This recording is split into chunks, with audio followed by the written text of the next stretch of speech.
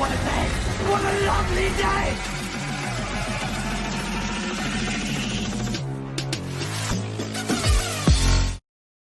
Welcome to Flat Earth Debate Uncut and After Show. I'm your host Nathan Oakley, and if you are new to this channel, or you've not done so already, then be sure to subscribe, hit the bell notification icon and join button if you'd like to become a Nathan Oakley 1980 channel member and keep up to date with the Flat Earth Debate. If you'd like to support the channel, there is a super chat that runs alongside each of these shows while they premiere. There's also a PayPal, Patreon and crypto link in the info box below the video. Now, speaking of Patreon, I'm going to do a quick shout out to all of you who do support me on Patreon. So a massive shout out of thanks and appreciation to Open Minded, Reese Pound, Dal West Watson, Mike, Henrik86, Muted, Dicker Skeptic, TheFlatEarthChannel.com, Chris Hillman, NA Literalist, Steve ALM, Maria Nealands, Unbelievable Productions, Blue Ridge Ranger, Rob H, Burn Fat Till My Stomach Is As Flat As the Earth, Nathan Thompson, The Real Gabster, Wind Rider, Missouri Bear, Liam Nedrick, Dank, Owen Jennisons, Abraham Mohammed, Dave Rakir Gafford, Naibai, Adrian Quintana, Skeptic936, Life is Short, Fireball X, Texas Mike, Felix Hung, Edwin Johnson, Kirsten Smith, Tina Baker, Alexander Main, and David Wayne Foster. So a massive shout out of thanks and appreciation to all of you for supporting me on Patreon. Now we are joined by quite a few people in Discord, so I'll raise the mic on them and you can enjoy their conversation while I set up for today's live show.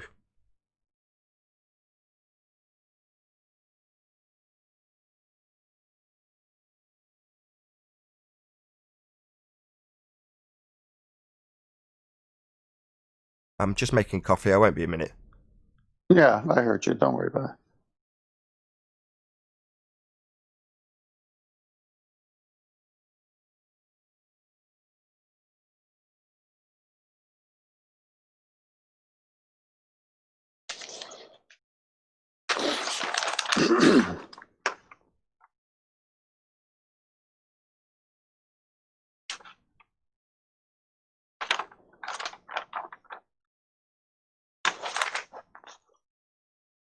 Hello?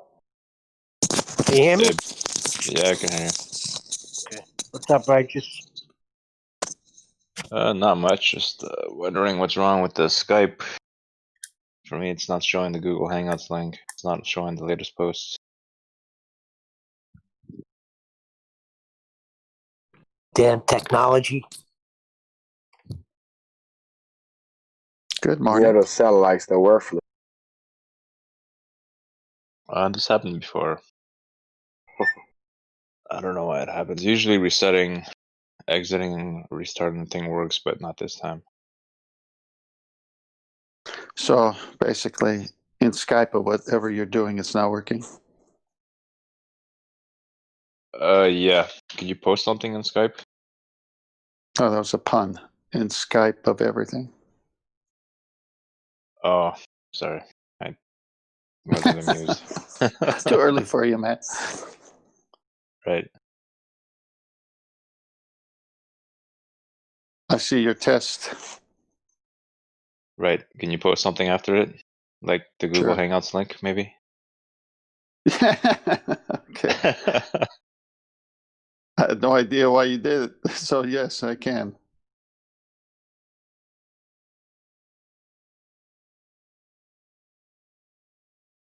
I see it says you're typing. Yeah, I see it. Thanks. Oh, you got it.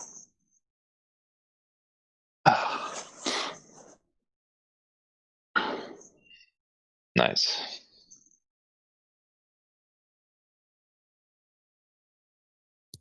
Can you hear me?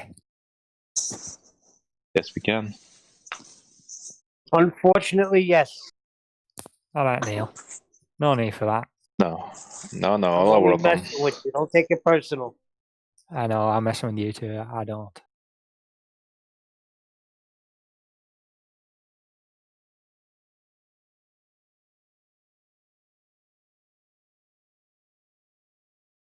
So have you Hey, seen that Catman. underground gyroscope they've made? Yeah. I was gonna say, what was I gonna say? I found out yesterday I got accepted for a scholarship for a Bible school. Oh, cool. That's in Maybe. Florida. What's the name Nice. of the school? Which one? River University. I forgot where it is. I was reading about it this morning. I didn't really fully absorb it. I'm looking for the article now. River. Can righteous finish? What's that? What was the name again? What were you River saying? University in River, Tampa like Bay. the. Okay, like river Yeah. flow. Okay, gotcha. Okay. Hey, congrats, Righteous. Thanks, Gosho. Yeah, for me, I thought you were famous because he said he read an article about it. I go, wow, that hit the news fast. I just found out.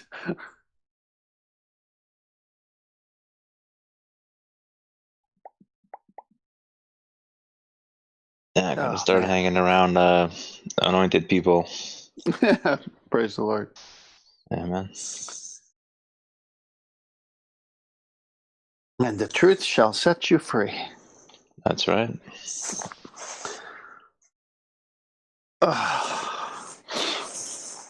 Yeah, Dr. John D posted a video that I watched.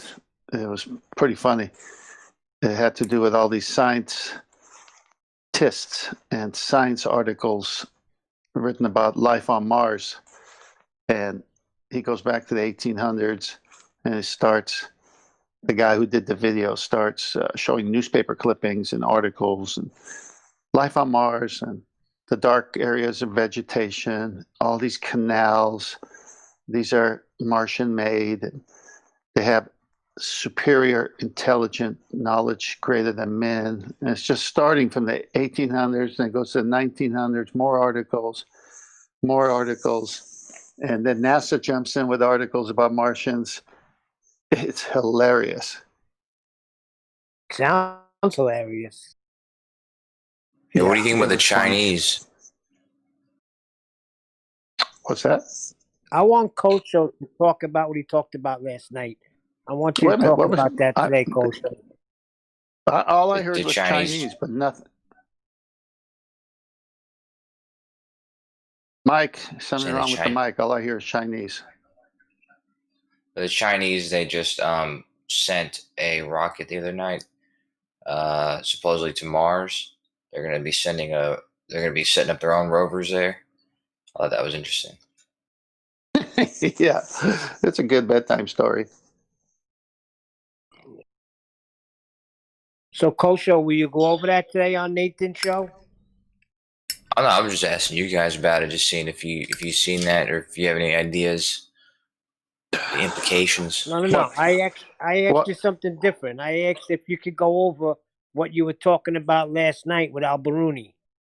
Did I go over it about the moon? No. What you were talking about on 24/7 Arena. How Al-Baruni got the radius. Oh, Al-Baruni. Yeah, that's right.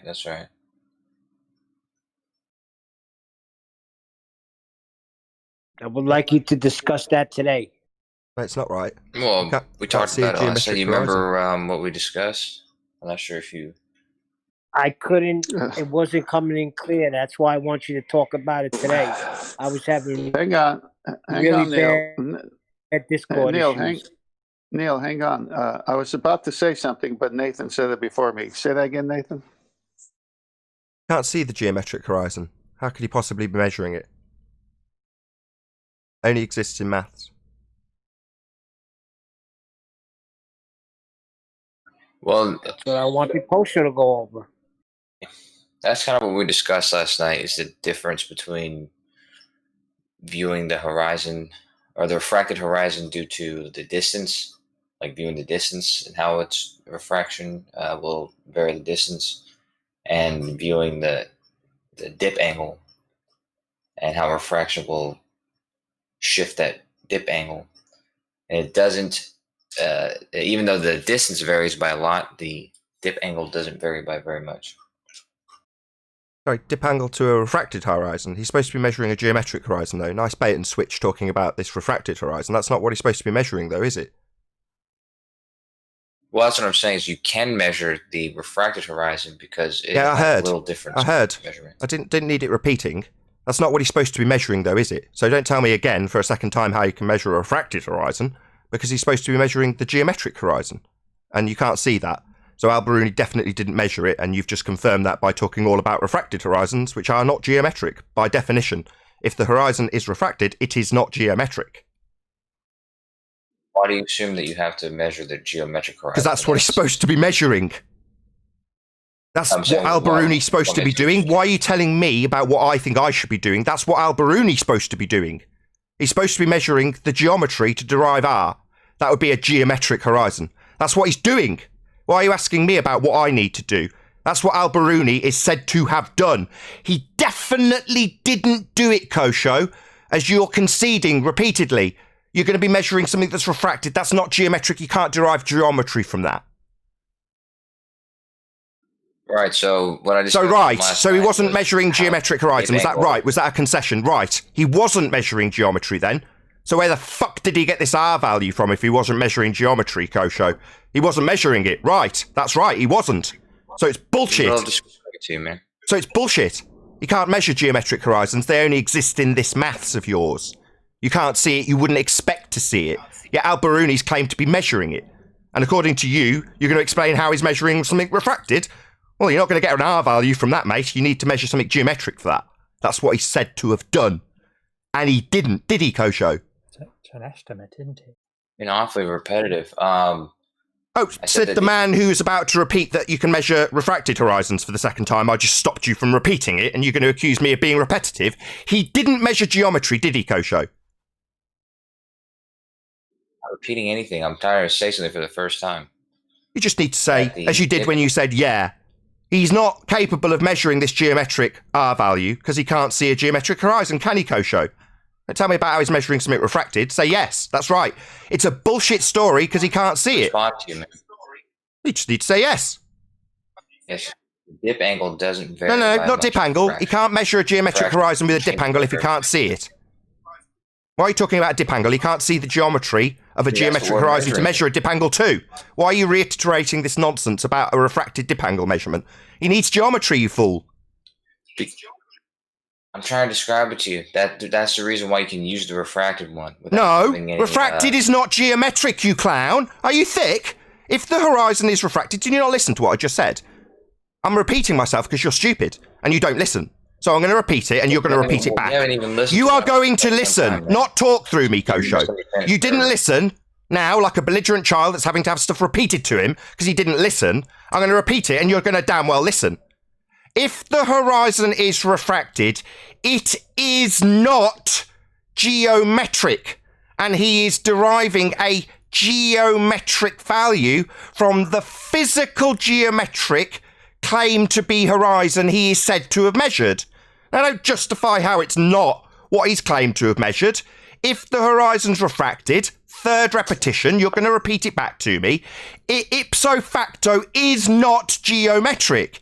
Do you either not understand that, or are you just ignoring it? Repeat it, please. If refracted, not geometric. I'm trying to respond to you. Repeat it. You won't allow me Repeat what I have said 3 times. You will repeat it. To what you just said. You'll repeat it because I'm demanding it. You'll do as I say, or you'll get out. Repeat it. If refracted, horizon, not geometric horizon. Fact.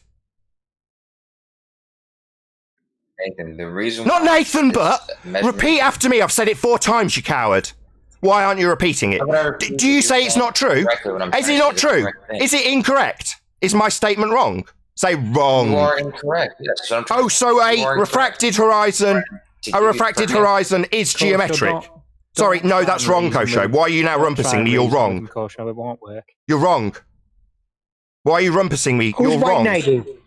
Why are you rumpusing me when you're wrong? No, a geometric horizon is not a refracted horizon. That's incorrect. You are stupid. Kosho, don't try and reason. It won't. Why is this guy talking? Sorry, I'm going to say it a 6th time, and you are going to repeat it, Kosho. You brain-dead globe-head moron. If the horizon is refracted, it is not geometric. You don't seem to be repeating me, Kosho, or talking through me this time. 7 times I've said it. You haven't repeated it. You said it's wrong. It isn't. It's a fact. If I try to respond to you, you just end up shouting. until you repeat the fact that a geometric horizon ipso facto is not refracted, it's geometric. By definition, it's not the same thing. They are not the same. You are incorrect. And I'm going to say for an 8th time, with you repeating it back as the next thing you say, if it's refracted, that would be the horizon, it is not geometric. That is a fact, Kosho. So the reason why this measurement's... I don't want to hear about the measurement. The measurement to what? The refracted horizon that isn't geometric that you haven't conceded. 9 times. You're going to be measuring something refracted, and it needs to be measured geometrically to give you the R value. Ipso facto 10 times. If the horizon's refracted, it's not geometric. Why are you talking through me? Why are you talking through me? 10th repetition needs talking through, does it? So you can obfuscate it on the 10th repetition. Yeah, I'm being very repetitive because you seem to go silent and then move on, Kosho. You little weasel worm having your ass handed to you by a flat earther currently is weaseling and worming away from this 11th repetition. The ipso facto, if the horizon's refracted, it's not geometric. And Al-Biruni is claimed to be measuring the geometric horizon that you can't see, doesn't exist, only exists in your geometric mathematics. So he can't possibly be measuring it. It's not the same as the refracted horizon, as you've incorrectly asserted. And I need you, because I've said it 12 times with just stunned silences and interruptions, to confirm you understand that it's not geometric if it's refracted. That's the horizon that Al-Biruni was claimed to measure. Geometric for Al-Biruni, only existing in the maths for us right here, right now. I've already responded to you and told you why it's valid. Well, then get the fuck out. If you've already responded, you don't need to be here, do you? So you understand then that it isn't the same thing. You're about to tell us about measuring something refracted and that's not geometric then. You understand that. You've already responded. You understand that. It's valid because Kosho, the value doesn't change that very much. Pardon, Kosho?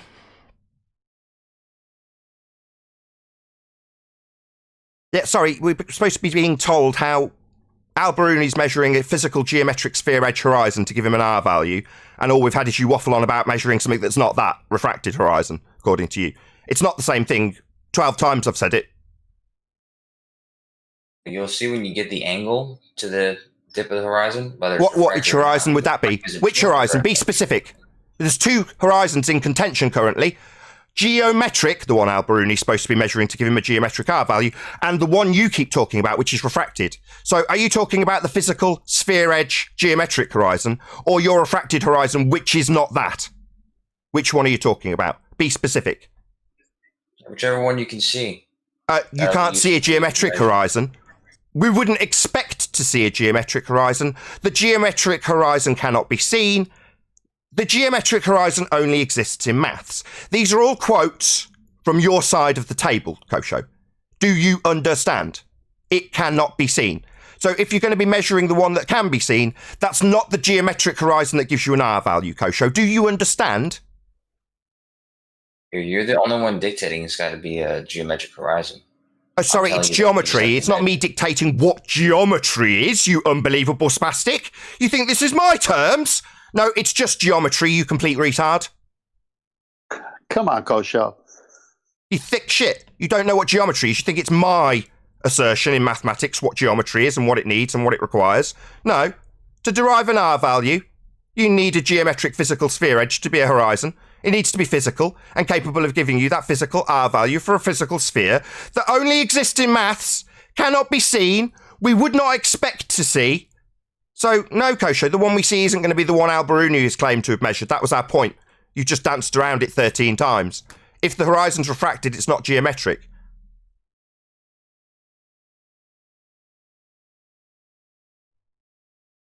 Cat got your tongue? Yeah, what's these values you're talking about? How do you get these values?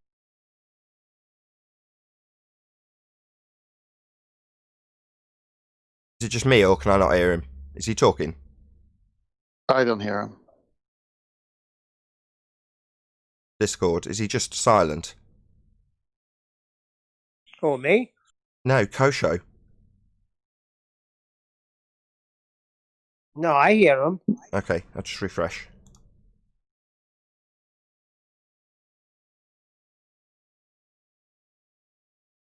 Can you hear me, Kosho? If the horizon's refracted, it's not geometric. 14 times I've repeated that. I mean, there's no point in you doing that. I could just explain to you what I was going to explain for the first time. What, the refracted horizon is geometric? That's incorrect. A geometric value isn't something that has had an atmospheric condition applied. It's merely a mathematical equation for a sphere value from the edge to the centre. That's radius. And you need the edge to be physical and geometric to get that R value. If the horizon is refracted, 14th time, it's not geometric.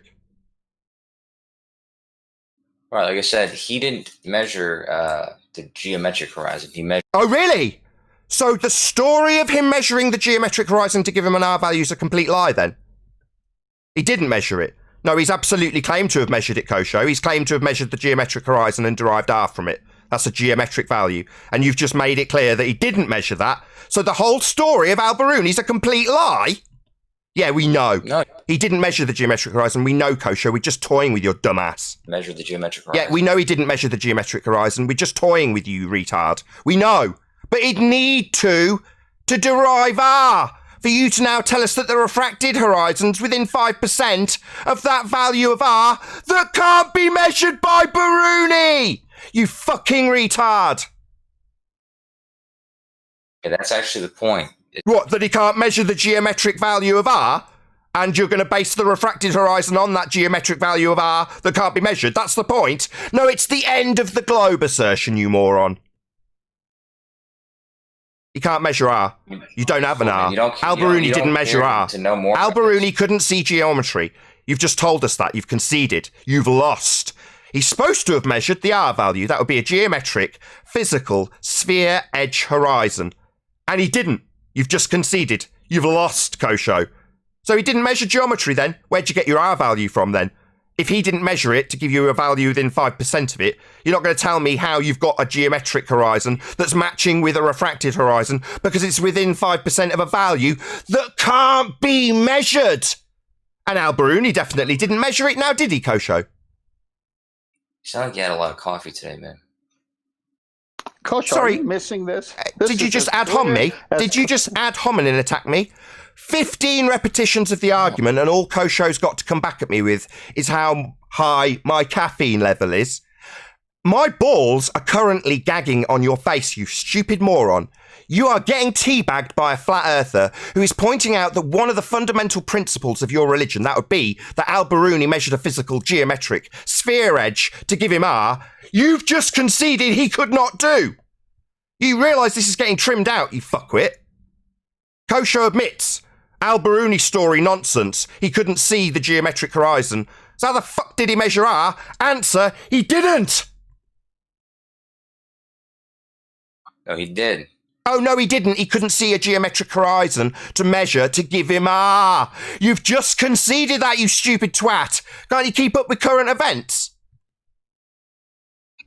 Do you know what this equation is that you have to... Sorry, what about the equation of a value that can't be seen to be measured? So you're going to give me an equation now, move to the abstract maths? He can't see it to measure it. How are you going to give me maths for it? You can't see it to measure it. These two angles don't make a big... Angles to what? With about the same Angles value. to what? To the horizon. Oh, the geometric horizon, the one he can't see and he can't measure? You double-speaking fundy fuckwit that's getting teabagged? Yet you just say the horizon, I've told you twice. Are you deaf, thick, or just obfuscating? I've made it clear for you, you stupid retard, that when you say horizon, you need to be specific. This is the third time I've said it to you. Are you just dense? Can't you follow instructions? Yeah, I'm We're specifically... talking... Shut up! Shut Shut up, retard! I'm telling you something, retard. Now you're going to sit and listen. I've told you 3 times. When you say horizon, don't just say horizon.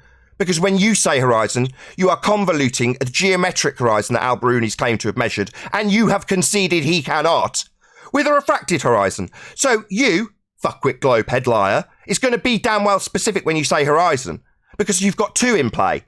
One that's geometric and required by your globe Earth model, and one that's refracted and is not that geometric horizon that is claimed to be measured by Al-Biruni, and you've conceded he could not measure.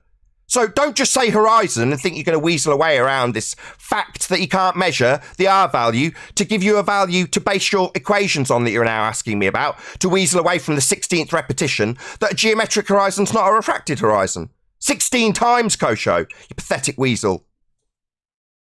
So I No, bet you Nathan, he $10 said he understood. $10 that nobody here can find a citation that says that he measured the geometric horizon. Oh, he's got R from it. He's derived R from it. And you think he's not measuring geometry? You unbelievable spastic. You don't know your own religion. You're coming here to flat earthers to educate you in what Al-Biruni's claimed to have done. He's claimed to have derived R from it, you stupid spastic. That's geometry, you stupid spastic. He's claimed to be measuring a sphere-edge horizon, you stupid spastic. Don't you know your own fundy faith, you complete retard? The most important part. I'm talking to him, Coach. He understood that. Hello, I'm talking to him. Hello? Don't you know your own fundy faith, Kosho, you complete retard? Why am I, the flat earther, having to educate the person on the globe side about what Al-Biruni is doing? He is absolutely unequivocally being claimed to measure a physical geometric sphere-edge horizon. To give him the R value, that's geometry. And you need a citation for that, you complete fucking bonehead. You don't know your own religion, clown. I don't need a citation for it. Well, why did you just ask for one then, you fucking brain-dead retard? To weasel away from the 17th repetition that you're talking about measuring a refracted horizon when Al-Biruni's claimed to have measured the geometric horizon to give him R? 17 times. He measured the apparent horizon. Oh, well, apparent is still geometric because it's varied with height. So was he measuring the physical geometric apparent based on its height horizon? It was physical geometric, the one he measured, yeah? He measured the apparent horizon. Yeah, you didn't listen, you brain-dead retard. I'm going to repeat it for a second time. Listen, do not talk. All horizons are apparent. A geometric horizon is apparent because it's varied with height. It's still physical, it's still a sphere edge, and it must be physical, geometric, and a sphere edge to give you R. So again, you're not being specific about this horizon, are you? You're just saying apparent. Well, that's not the words that we've been detailing these two very different horizons with. Refracted and geometric. All horizons are apparent, meaning you can see them. Now, your geometric horizon is not apparent because you cannot see it. It only exists in maths.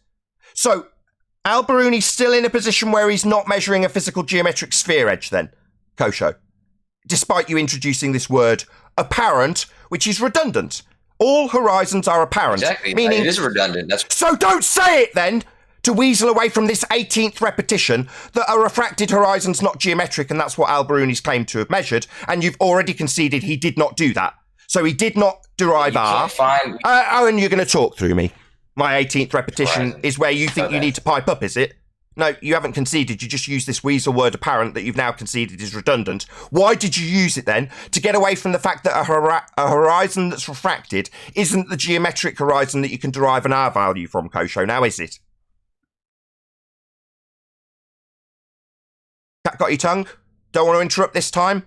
Maybe a 19th repetition. Your refracted horizon that you're measuring is not going to give you an R value because it needs to be geometric and a physical sphere edge. Apparent because it's apparent based on height. All horizons are apparent because it means you can see them. However, your geometric horizon is not apparent, meaning you can't see it, meaning it's not a horizon. And Al-Biruni definitely wasn't measuring a non-horizon that can't be seen, but he's claimed to have measured it to get an R value from it, Kosho.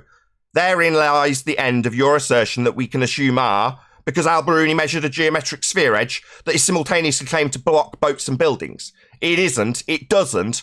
It's just nonsense. The Earth's not a sphere. Al-Biruni didn't measure R. You cannot see a physical sphere edge for a horizon. It's not blocking boats and buildings because it only exists in maths. Your globe's dead.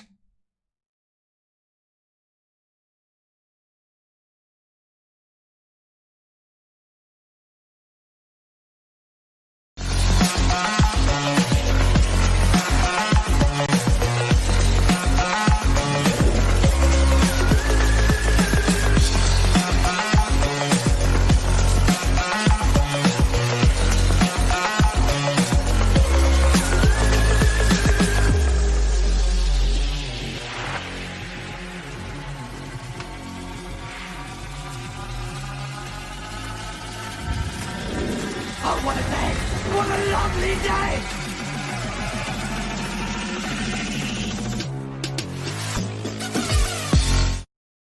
Welcome to Flat Earth Debate Live. I'm your host, Nathan Oakley, and if you are new to this channel, or you've not done so already, then be sure to subscribe, hit the bell notification icon and join button if you'd like to become a Nathan Oakley 1980 channel member and keep up to date with the Flat Earth debate. If you'd like to support the channel, there is a super chat that runs alongside each of these shows while they are live. There's also a PayPal, Patreon and crypto link in the info box below the video.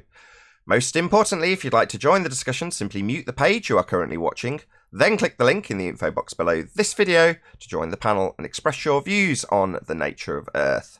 If you do join, please don't swear. If you do, you'll be ejected, and if you are, please don't try to rejoin the stream using sock accounts. You'll be warmly welcomed back on the next stream. Please also share the show on social media.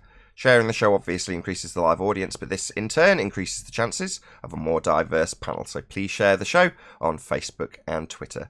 And one last time, if you're new to the channel or you've not done so already, then be sure to subscribe, hit the bell notification icon and join button to keep up to date with the Flat Earth debate. Now we are joined by Arwin, 10th Man, Chocolate Saiyan, and Righteous Force in G+, together with a whole bunch of people in Discord. So welcome, one and all. Good morning. Morning. So, in continuation of the pre-show chat, any evidence of a physical geometric sphere edge horizon, formerly known as Earth curve, claimed to be measured by Al-Biruni? No, I think that was pretty well discussed in the pre-show. Anyone can claim to have measured it, but the problem is it's gonna be slightly off every time. Well, how do you know how off it would be if all you're seeing is the apparent horizon? So what if you're measuring the dip? You're measuring the dip from an apparent horizon. How do you get your geometric position? They get it by pre-assuming a sphere with a radius of 3959 chocolate. Ah, okay, gotcha.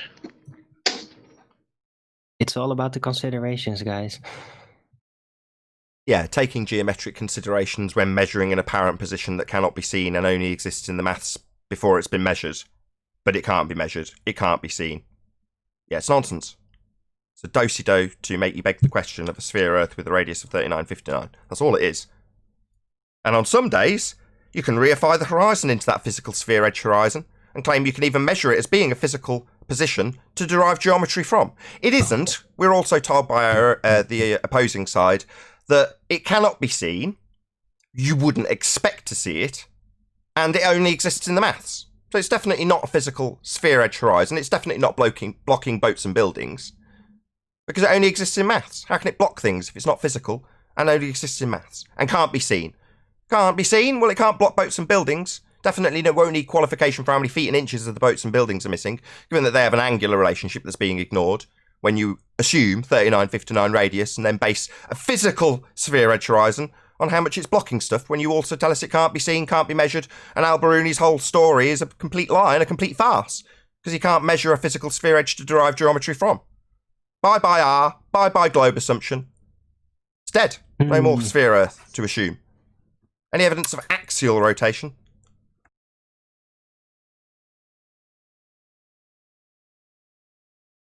Nope. Nope, none whatsoever. Come on, Discord, pipe up.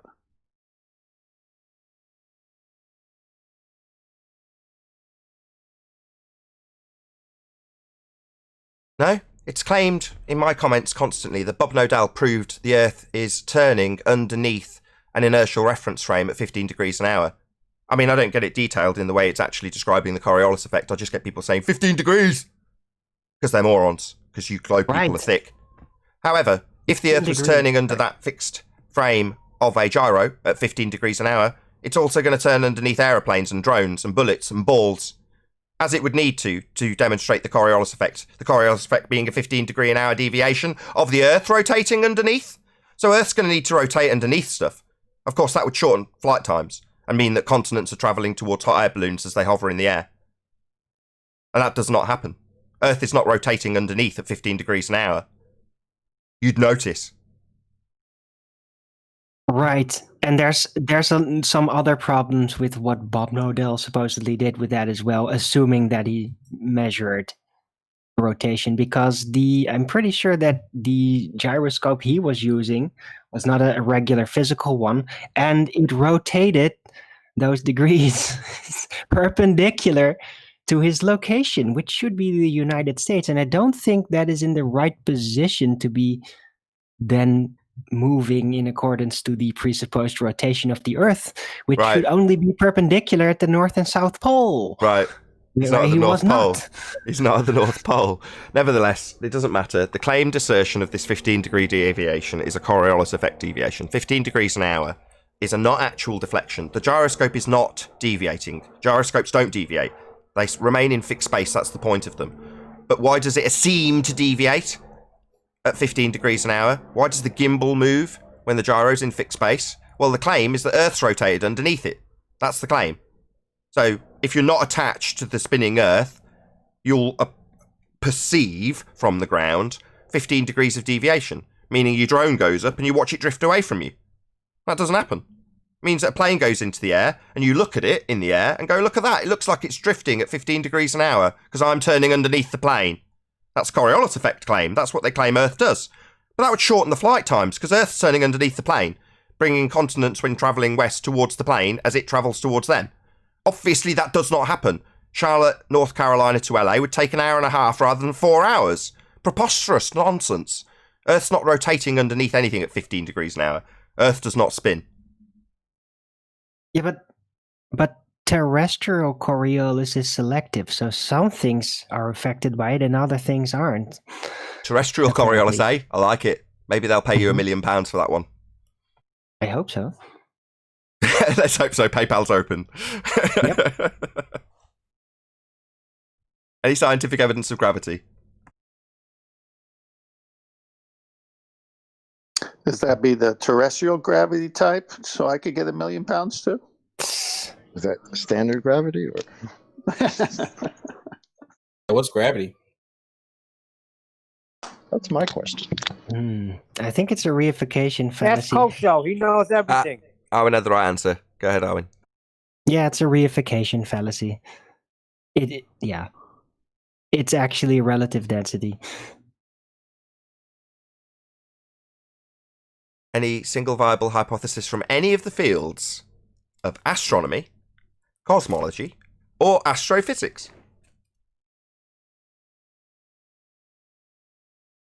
Maybe I one don't day. know, but nobody says anything.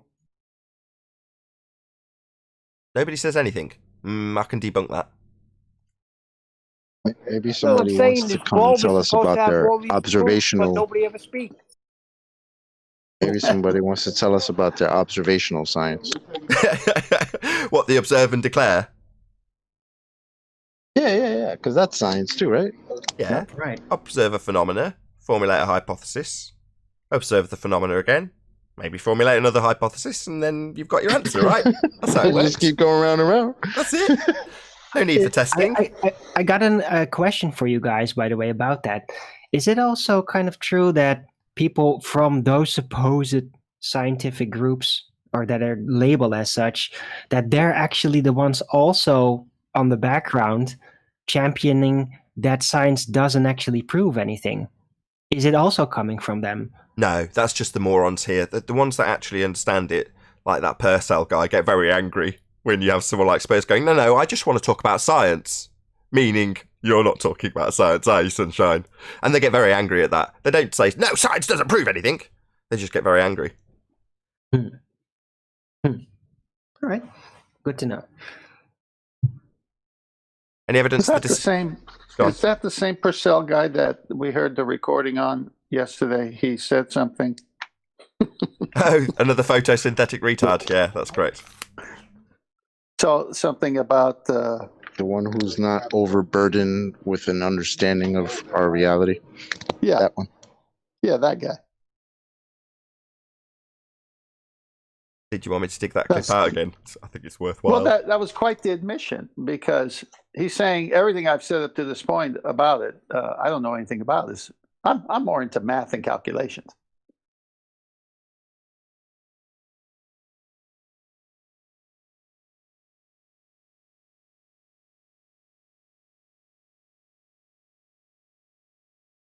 Carbon dioxide, which is a gas. The claiming divorce law obeys the Bill of Rights. So this is what I lack. So I believe I stated over and over again is, I'm a mathematician who has become a geophysicist. I am not overburdened with a technical understanding of a great deal of physical reality, as it might be termed. Classic, man. Classic. Did he say I'm not- mathematician? I'm not overburdened with physical reality, as it might be termed. What's that you say? You're a physicist? What's the phys bit? Oh, physical? Did he say mathematician or matician? I think he said mathematician. Yeah, he snapped the one. I think he had a Freudian slip there. No, he's a former mathematician. I think he was right when he said mathematician. His degree's in maths, and then I'm short of literally paraphrasing what the guy has just said. He just said it. Yeah, he's not working at really his level. He said, "This is what I lack," and then he explains what he lacks, and then he describes it by saying, "I'm not overburdened by physical reality." No shit. Not overburdened by the technical understanding of physical reality. Yeah. I don't think any ballers are concerned with the physical reality. Moving on. Any evidence? Any evidence of the distance to the sun? I'm sorry. Okay. No evidence to the distance to the sun. Nope. I don't think there is any. Just an apparition.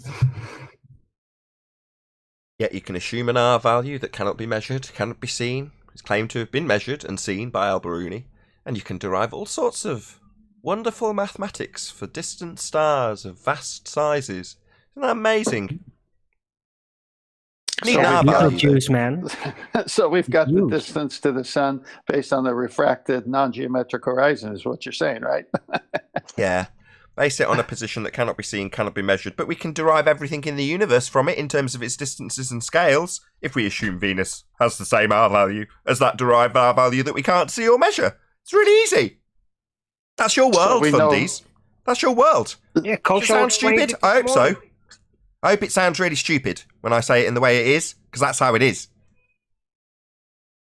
So we know Venus is refracted horizon from our refracted horizon? Right, it's a preposterous nonsense. The level of assumption is off the scale. Nathan, real quick, just to go back to what we were saying before, because you said, it's only the funnies that come here that say science doesn't prove anything. Well, I dropped something in Master B, and it's one of the more well-known fundies, a little bit more mainstream priests, that himself is saying that. One that goes by the name of Vsauce. Spheroid. However, I don't know that, and it has not been proven. Science doesn't prove anything. So a guy that does nothing but talk about science claims that science now doesn't prove anything. And his name? In reference to, he doesn't know if the ball or the globe is a oblate spheroid. Isn't that interesting? Because again, we were all called science deniers because there's all this proof that we live on an oblate spheroid. But here is Vsauce in 2019 or 2020 saying that science doesn't prove things. Thank you. So let's just confirm how stupid. Is his name Michael? It's Michael from Vsauce. Hey Vsauce, Michael here. Is it Michael? I think so. I don't know his name. I just call him Vsauce. Okay, I think it's Michael from Vsauce. Is a, what's the word? Retard. Science proves or disproves a hypothesis. It is empirical because it validates either the alternative hypothesis, your assumed cause of an effect you observe in nature, or your null hypothesis, that would be to say that your assumed cause does not cause the effect in nature. Upon experimentation, you will either validate your null or validate your alternative, thus proving your cause or proving your null. So science absolutely, unequivocally does prove things. That is the point of science. It has been utilised for quite a prolonged period to advance humanity because of its empirical nature when proving things. Now, Michael from Vsauce is a moron, a scientifically illiterate clown who thinks science, a method of establishing cause and effect, does not prove things. It does. It proves your hypothesis upon experimentation. Michael from Vsauce, you are a clown. Hey, Chocolate. So they used to call it science deniers, but if science doesn't prove things, what are we denying? No, it's a projection, 10th man. We are not the science deniers. This globe-believing retard. It is a three-dimensional. This guy has just boldly declared to millions of subscribers that science does not prove things. He is literally a science denier. This man on screen now, Michael from Vsauce, you are a science denier. Science doesn't prove things. Proven. Science doesn't prove anything. Yeah, it does, you clown. You are moronic. You are stupid. Why are you in front of that mic telling people that an empirical method of establishing cause doesn't prove things? Oh, right. So we still have scurvy, do we? Vitamin C wasn't proven to be the cause. No, that wasn't proven with the scientific method. Saving countless lives. You complete bald-headed twat with your stupid beard. You think that you can broadcast to people your science denial? How dare you, you bald-headed clown? No, moron! Science does prove things. How dare you deny science, you globe-believing retard?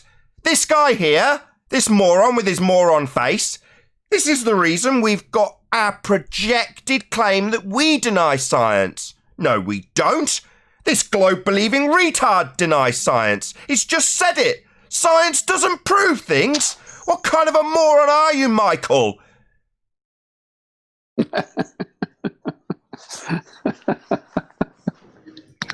He basically confessed to all of us that he's wasting all of our time. It's kind of what I was going to say. And he doesn't prove anything. Yeah, so he's been wasting everybody's time. But here's the best part, though. Like, his channel is full of videos where he is speaking about science in relation to this globe that we're supposed to live on. But in this particular clip, he says it is a three-dimensional spheroid. But I don't know that because it's not been proven. Science doesn't prove anything. Wait a minute. I mean, thought they had that's an amazing quote coming from a guy whose channel is full of shit. Can I say something? I thought they had a physical geometric horizon, Chocolate. No. They used to. Go on. So Go is on, he saying Neil. they don't? Hold on. Go on, Neil. Stop making word soup. Neil, go ahead. Before Flat Earth, that's what I used to think as well. That science didn't prove anything. It disproved. So that's how our brain was wired. Well, but then why does he have a channel full of science, right? That's supposed to be talking about this globe when he doesn't prove anything. He doesn't. What he actually has is a channel full of pseudoscience with the assertion of the word science to lend some idea of empiricism to his just so stories. But in reality, just to clarify, the people on the globe side of this argument, and in this particular man's instance, he's also an anti-flat earther. He's made anti-flat earth videos. So the people who literally oppose us and stand with the globe faith are science deniers. This man, Michael from Vsauce, he's a science denier. Science does prove things. But you morons who think you're on a globe will listen to this man telling you that science, an empirical method that's used to prove cause, doesn't prove things. This is why you're all retarded. This is why you're getting shouted at by flat earthers. And when I pointed that out, we all laughed. We laughed at this man, Michael, and his science denial. Yeah, but that's absolutely correct. We were originally claimed to be the science deniers, and here we are with a man broadcasting to millions, saying science doesn't prove things. What an unbelievable clown. Wouldn't that be the null in the scientific method when that which you thought was the cause isn't?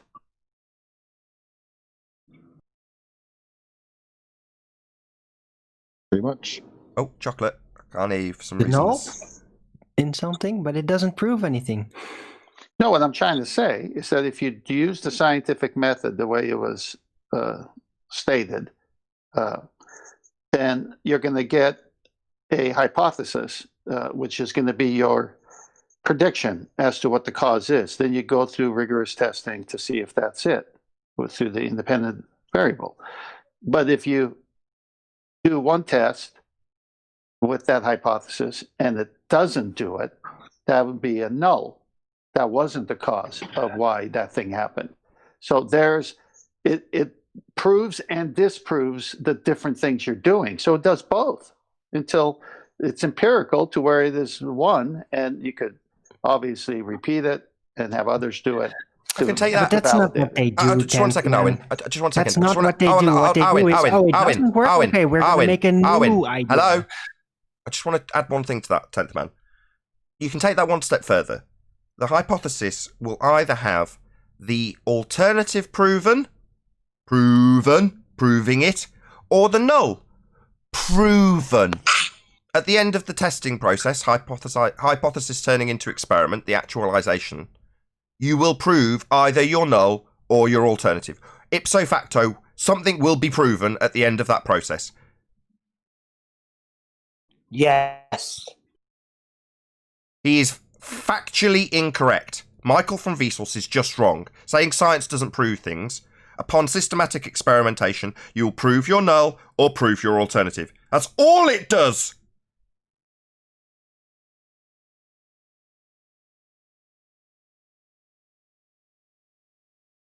It's pretty basic. It just tells me that the people telling the stories of Globe don't know what science is. Clearly, this man does not know what science is. Michael from Vsauce does not know what science is. If he did, he would understand that upon experimentation, you validate your null or your alternative. You prove your null or prove your alternative. So to state that it doesn't prove things is factually incorrect, making him a clown. Yeah, but they find themselves in this quandary because they've used science all these years when it was convenient. And then when we ask good questions and say, prove it, now they have to throw their science that they used all these years, you know, the white lab coat and all the things that go with it, under the bus and say, well, it actually doesn't prove things because we can't answer your flat earth questions. So we got to say it doesn't prove things. Yeah, basically the whole time they were claiming they had science, the whole body of science proves you're on a sphere. How could you argue with science? You're a science denier, Mr. Flat Earther. No.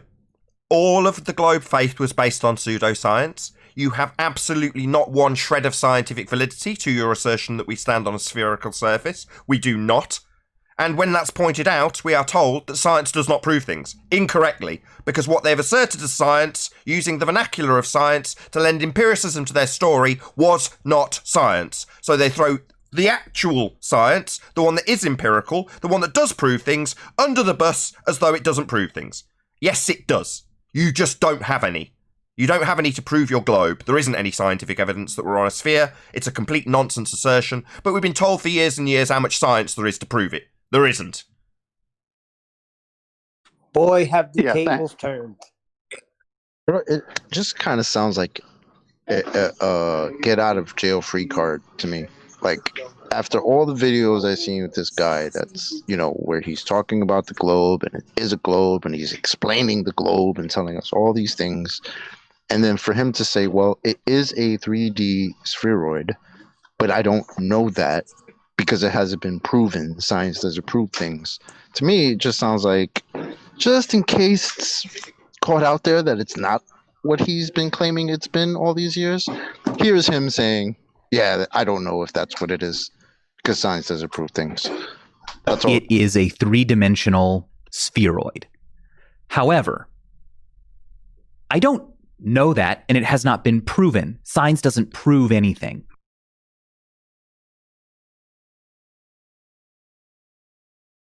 What an idiot. Everyone, unsubscribe from this fool. But just know that he's a fool. That he's been peddling pseudoscience this whole time. And he hasn't got any science, so the only get out of jail free card, as it's put on chocolate, is to say, well, science doesn't actually prove anything. Oh, that's an outright lie, and you're being called on it. Do you say that was recent? Do you say that was 2019 or 2020 chocolate? Yeah, it was pretty recent. I don't know exactly which. It's within the last year at least. They're recent enough for us to have not been subscribed to and not realised he said it, had it highlighted and now call him on it. Well, he would be correct if he said pseudoscience doesn't prove things, but he didn't say that. Yeah, that's what he meant. I've got pseudoscience. It proves nothing. I've said it's science, but science doesn't prove anything. That's why my pseudoscience not proving anything's all cool.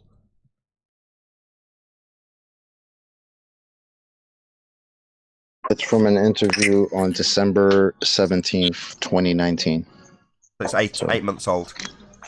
Yep. Yeah. Well, he's been called on it. I'll trim this out. I'll title it. Michael from Vsauce called out as a pretender clown science denier. So, there you go, fundies. There you have it. We are talking about the scientific method and holding you to task on your claim of science. Meanwhile, the Globe side, one of the biggest Globe proponents on YouTube, is telling you that science doesn't prove anything. Essentially, your side are science deniers. And that is precisely what you're going to be called from now on. I'm going to start throwing this in your faces, science deniers, like Kosho, the science denier. Denies science, reifies maths.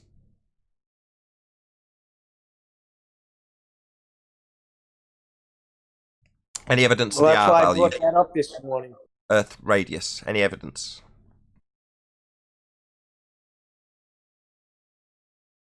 Black Swan. At best, we've slightly disproven it. Radius? What's that word soup? Well, that was the whole point of the pre-show today with Kosho, is to have something prove that R value. And he said they had it. And then when asked to prove it, just argument fell apart. Yeah, it sounds That's why like a I brought it up continuation this from morning, last because night. he was on on the- he was in the arena last night. You're both saying the same thing. Same thing. Yeah, they're considerable question beggars when it comes to R. Oh, of course. Yeah, that's what we got on the pre-show. Well, if I can just tell you about how the refracted horizon is calculable within 5% of blah, blah, blah, blah, blah, blah. Yeah, let's take it to the maths. Let's take it to the reification. Forget the fact we can't see this thing. Forget the fact it can't exist in reality and we wouldn't expect to see it. Let's just calculate it anyway. Because then we don't have to worry about what we do or don't see. Did he go into his understand how Al-Biruni understood that he was measuring a ball? Yes. In order to measure a That's what I ball, was did he say trying to that? get to. No, I was trying to get him to say that. Did they defrost him then? Yeah. Did they dig him up and defrost Nathan, him, wire him up to some electricity, and then get his ideas and musings about what he was claimed to be doing when he was thinking about it? Because he's written down what he was actually doing. He was deriving R geometrically. So his musings, based on what? The divine thoughts of Kosho about a corpse? Shout out to Al Junkie. He says, Highlander on horizons. There can be only one! Thank you very much for the super chat. Also, shout out to Unisox Femu. But if you presume you can prove almost anything, that's right. Assuming unicorns are real, then unicorns are real. There you go. Begging the question's really easy. Assume a sphere's real, and the sphere's real. I just need to inject some nonsense in between those two statements, and it makes it sound more valid. Thank you very much, Unisox. Because how could you ever end up measuring the sphere if you didn't go into it understanding that you're measuring a sphere? Also, do you see the huge contradiction in their argument when they say, oh, he's measuring the horizon, the refraction wouldn't make a big difference. And then they look at the black swan and they say, oh, it's refraction making a big difference. Yeah. Super extreme refraction. Wild refraction, he said yesterday at one point. I just see that as a red herring, though, Nathan. Wild because refraction. Talking about the refracted horizon and how there's a big discrepancy between these two refracted horizons, I had to say 19 times to Kosho, if the horizon is refracted, it's not geometric. There can be only one horizon. It's not geometric, Well, though. I would say, Nathan, it was very good pre-show. People should listen to it because it was surgical in nature, where he was begging the question. You wouldn't let him keep rambling on until he conceded something, and that last point was the point he never conceded. If it's not geometric, right? If it's refracted, it's not geometric. He wouldn't concede that. Precisely.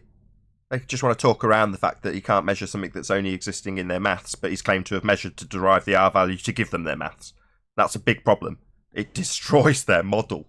They've no longer got an R to assume. It's no longer tenable. You can't measure it. End of R assumption. Still there, having really weird power flickering in my house currently. Can you still hear me? Yeah, we got you. Yeah, you're still here. So another shout out to Unitox Femu. He says guitar proves physics. Everyone knows that. I think he's watched QE's repeat of the Wiggles getting his ass handed to him. Thank you very much for the super chat, Unitox Femu.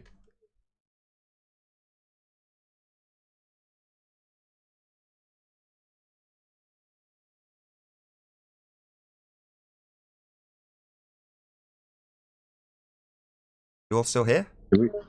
Yeah, we're here. I could have done with some affirmation. I'm having power issues. I don't know if the power's going to cut out or something, if everyone's boiling their kettles at the same time, but my lights are flickering and my equipment keeps semi-shutting down. Fortunately, I've got a good power supply in the PC, so we're still running, but I wouldn't be surprised if this show gets cut off by a power cut soon. I don't know why. Anyway, where were we in terms of housekeeping? Any evidence of gas pressure without the necessary antecedent of a container to press upon? Definitely not. No. The realm is definitely contained. How it is contained is another matter. But there is definitely a limited amount of space available, or we would not have gas pressure.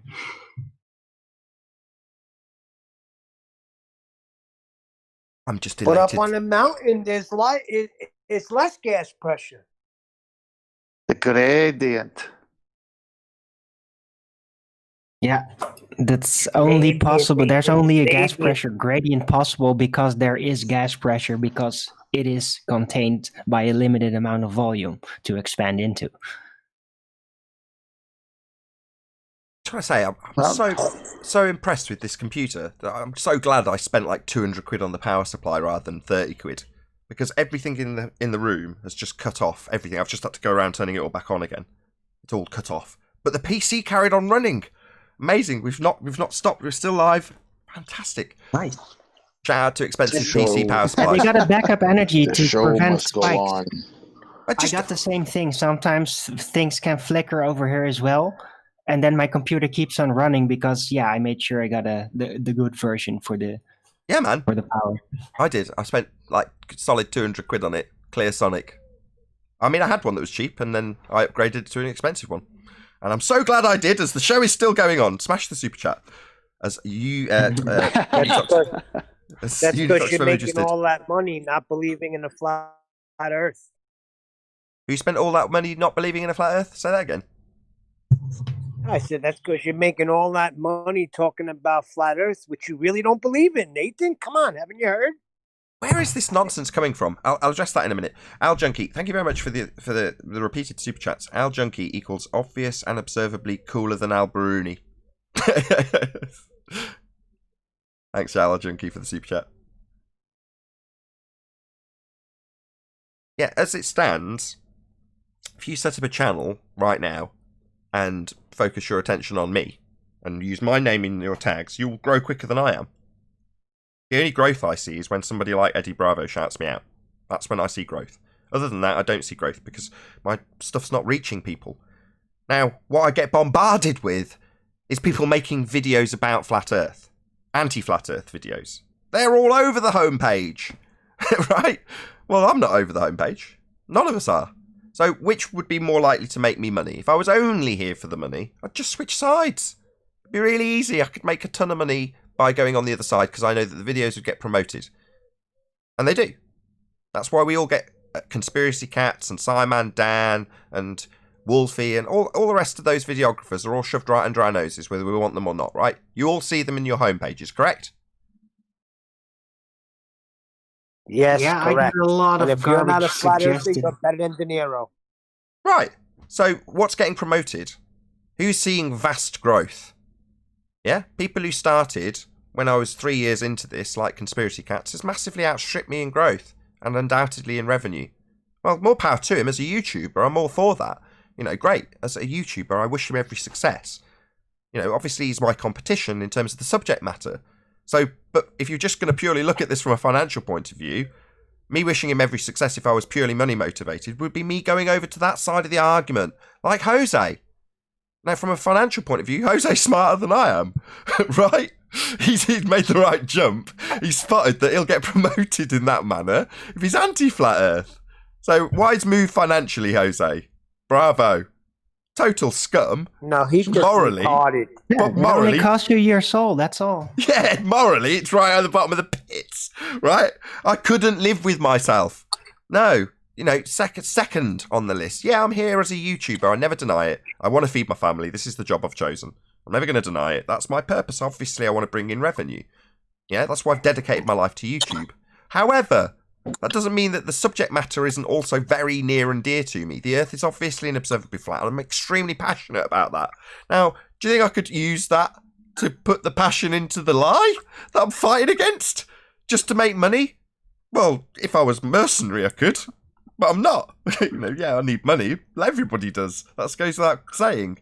But Flat Earth isn't going to be something that I'm suddenly going to throw under the bus or come out as a globe earther in a year's time going, ha ha ha, I was actually here to lead you down to this river to drown you. No, it's just flat. Well, that's what people claim. I don't believe it.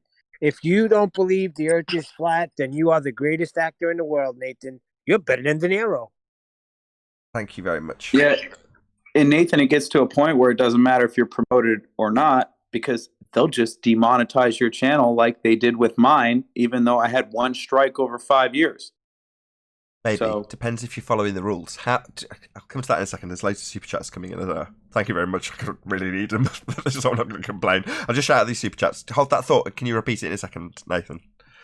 Shout out to Alexander. He says, hypothesis, Michael is a moron. IV, plays videos. DV, the more he speaks, the more he looks like a moron. You can vary the IV to change the DV. Thank you very much, Alexander. Really appreciate your support. Also, a shout out to Unitox Femu. Earth is also rotating with atmosphere around the sun in that vacuum, moving through the vacuum. Right, on Unitox Femu. Thank you very much also for the super chat. And last but no means least, Dave Rakia Gafford, or Rakia Life. Shout out to the stronger power supply. Supplies keeping the truth flowing. Life is good. Absolutely. That's exactly what I thought, Dave. I'm like, everything's shut off. The amp's clipped. The preamp's gone off. The lights are flickering. Oh no, the show's dying around me. And I'll look up and the PC's still on. It's like, oh, hooray. I'll just turn the amps on and off again, turn the preamp on, and maybe worry about the lights turning off at a later date. But yeah, absolutely. That 200 quid power supply was worth every penny. Right, Nathan, I've forgotten your point already. Can you repeat it? of course. And I didn't even really get to the point. What I said earlier was, yeah, you'll get Glow videos promoted and they'll make more money. But eventually, like my channel, it got to a point where they just demonetized my YouTube, which is why I wanted to make my point and say this. Anyone who listens to Nathan and supports what he does, go become a Patreon, figure out his PayPal or his Cash App, and donate directly. 30% of these super chats go to Google, And if one day something ever happened to the YouTube, you'd want to be connected directly. So I'm a proud Patreon of you, Nathan, and support what you like or it goes away, guys. That's how I feel. And so happy to be here. Oh, thank you very much for the sentiment. Also, Unitox Femu says, Nathan deceived people and taken money from them with a super chat. Thank you very much for the super chat, Unitox Femu. Okay. Yeah, you've just got to stay on the right side of the terms of service, and I know you haven't, Nathan. I know. There we go. It's one of those. Some people assume that you've got the right for freedom of speech on YouTube, and you don't. It's terms of service. It's an unfortunate situation, and I'm really fussy, And I joked about it the other day, Nathan, with I don't know if it was Arwin. No, it was Spurs, and he was saying that he tolerates them begging the question and even allows them to do so, like giving a heroin addict a little bit of heroin. And I said, well, what if it was devil worship? Is it okay? A little bit of devil worship's okay? Now, irony of irony, the reason I'm saying this now is because that is actually quite happily accepted on YouTube. You can get away with that. But if you in any way challenge something that's a current mainstream media topic that's, a magic trick that's currently in the making, then you'll have your channel shut down. But a little bit of devil worship, that's all right. What do you mean, like coronavirus? Oh, I'm sorry. You can say coronavirus. It's not like saying the words coronavirus is going to get your channel shut down. That's not the case. But if you start speaking like you're a doctor, yeah, you're going to get your channel shut down. Well, thank goodness Fauci doesn't have a channel. Ugh. Just don't. Fauci can't throw a ball. Did you see him throw the first pitch out last night? I don't want Nathan's point to get lost, right? And I've done the same thing recently, right, on behalf of Russian vids, because I said the same thing about him, right? There's going to be people out there that don't care about the terms of service. They just want to disseminate their information out to a public, and they will risk it. Now, more power to those people. I'm not one of them. I rely on YouTube more than is required to highlight current media hoaxes, and I just don't want to do that. It's not my bag. It doesn't excite me. But even that said, the people who it does, they want to disseminate that information. They risk losing their channels, and often do. And one of them's Russian vids. I like Russian vids a lot. I watch his stuff. I really enjoy his material, but his channel keeps getting shut down. And as Nathan said, he's got Patreons now. So it's not like he will have to or be forced to stop putting out the information in the way he puts it out because he can't do it because he'll end up financially ruined as a result. So he's now got patrons that support him. Me too. When I tell my wife about my financial situation, which I find myself frequently doing without boring you, I say, oh, thank God for Patreon. So you're one of my patrons, Nathan Thompson. Thank you very much indeed. But yeah, it's one of those. So yeah, this is a really dirty topic. Can we change the subject from here on in? But thank you for the sentiment, Nathan. Of course. We could talk about peer review heat with Spurs. Spurs here? No, I'm saying we could talk about peer reviewing heat because of Spurs yesterday. That's just a Spurs trait. He's so used to dealing with the ballers that he's expecting a gotcha to come after every very direct question. So when you say to him, how would you vary heat, Spurs? His answer automatically, just as an instinctual, impulsive answer was, I don't know about that. That's his instinctual answer because he's used to dealing with ballers. Right. Not just ballers, he sit in a room with them, like with 20 of them. Remember his new thing? I don't know how he does it. I frankly don't know. I mean, I did it for a prolonged period. I don't know how he does it either. Well, I know how he does. You just really have to enjoy pain. Well, I know how he does it because he tells us why he does it. He's offering therapy. He's trying to help them in their mind. So he likes all these crazy people confessing things because he's going to fix them through chemotherapy. He views it as altruistic. He's going to give them all chemo brain. Yeah, he's actually going to poison them all. I love chemo, though. He's fun. Oh, chemo's ace. He's one of my favourite people ever. I know it might not seem that way when he comes in and we argue with him, but it's the same when I'm arguing with the baller. People are like, oh, he's just full of rage. It's like, no, you don't really get it. This is very much controlled rage. That's why within a split second of it actually ending, I can flip back. Like today, I'm screaming at Kosho and then I just start the intro and get on with the rest of the show. So it's not like I'm, fuming at the mouth and foaming and need carting away and committing. Far from it. It's controlled anger. And Kosho's a perfect example this morning of that, but also Spurs. It makes no difference. The fact that you can get heated and passionate about things with Spurs is excellent as far as I'm concerned. I wonder how his discussion with conspiracy cats and those other balls went yesterday.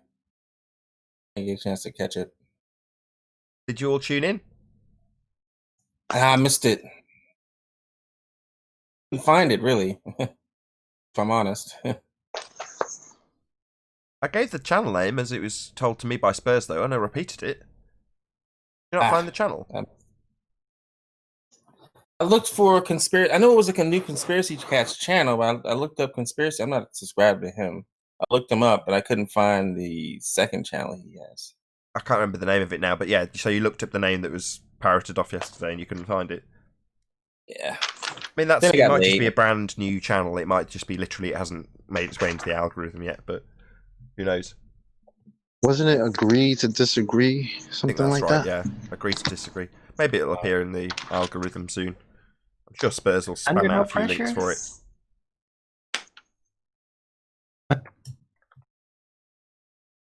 We move on. Do we have gas pressure without a container? I think we've had that. Any evidence of a self-perpetuating molten iron core at the centre of a presupposed spherical Earth?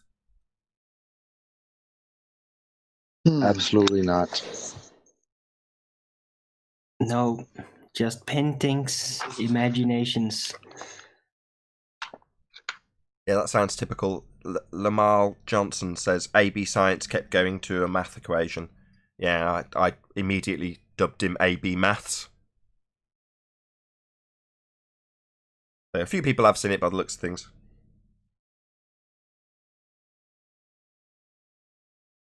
Does that conclude the housekeeping? Did we ask all the questions? No. Yeah, I think so. Excellent.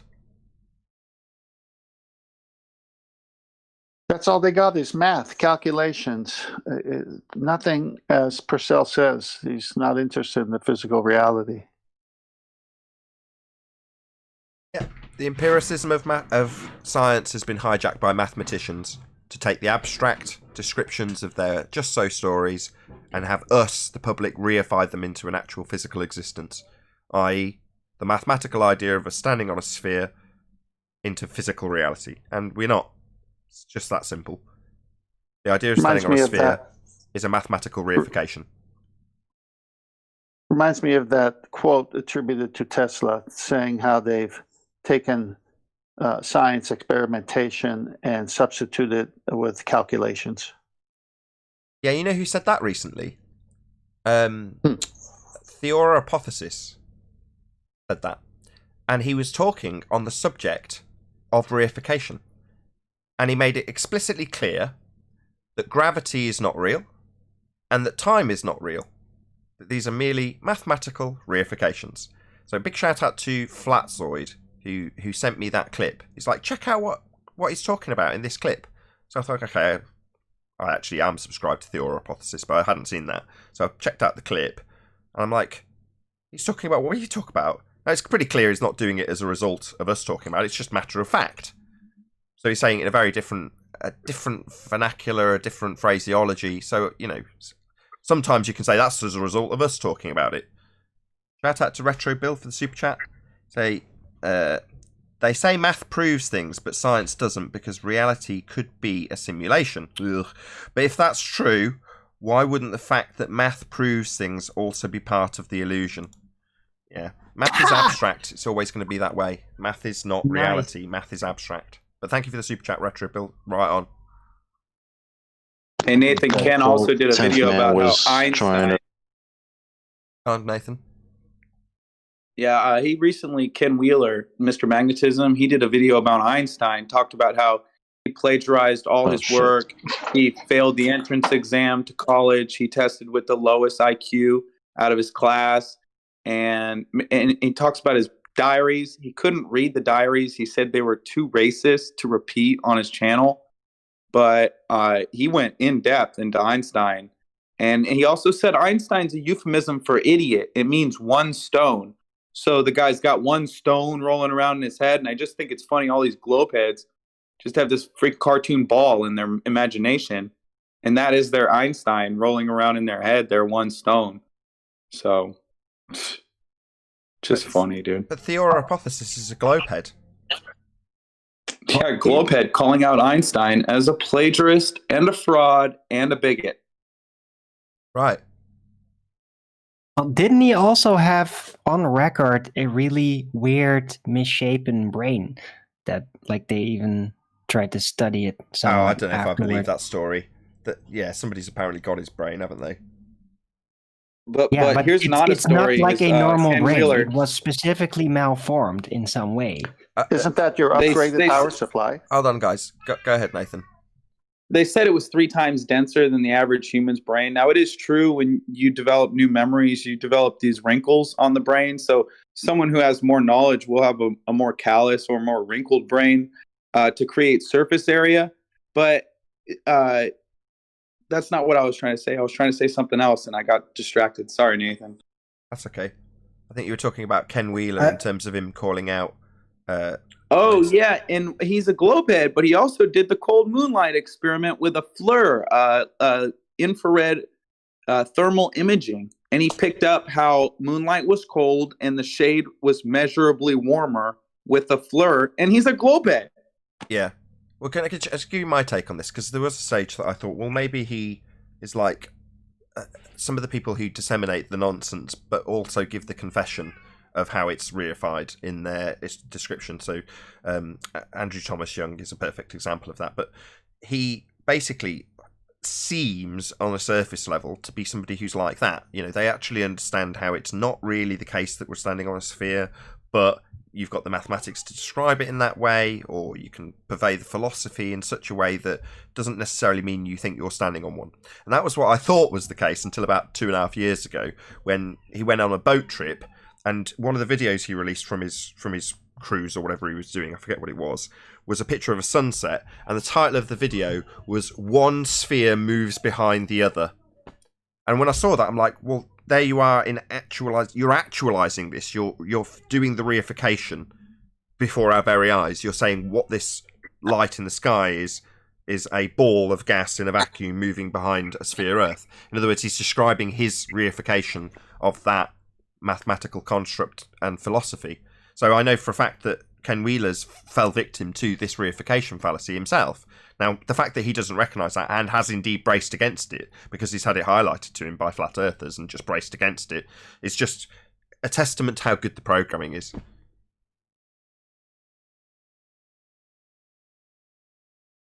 Because he should recognise it, right? He should recognise the reification fallacy that is globe Earth in the same way he's recognised the reification fallacy that is Einstein's bending of pseudo-Riemannian force space and time. Yeah, and at least I wonder why they're propping it up. At least wonder, if you know it's not real, why do they promote it? Why is he the man of the century according to Time magazine if he's a bigot and a fraud and he plagiarized all his stuff? Why do we prop him up? Status quo.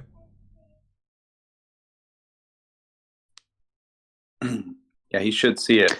I agree with you. They prop up all current narratives, the ones that they want to prop up. I think the quote that 10th Man was talking about before was pretty good with Nikola Tesla.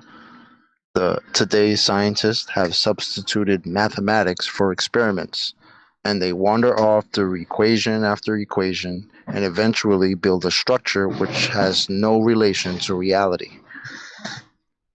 I think that's spot on point right there. They described it perfectly.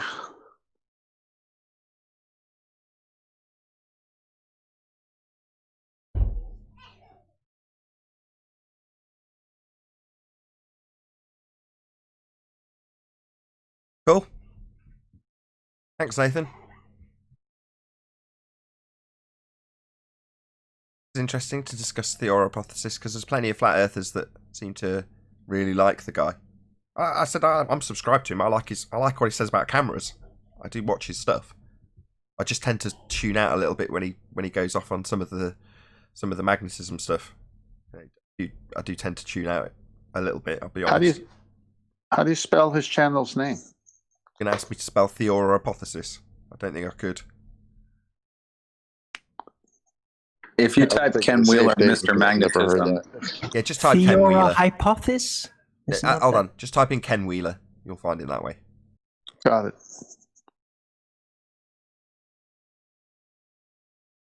Man knows his stuff. He makes camera videos. So, he knows a lot about how light's working with cameras. And man, does he know his stuff. He's about as knowledgeable. I can't think of a single person that knows more about cameras than he does. Can you? You name one person that knows more about cameras than him. No way. Nobody. He knows everything.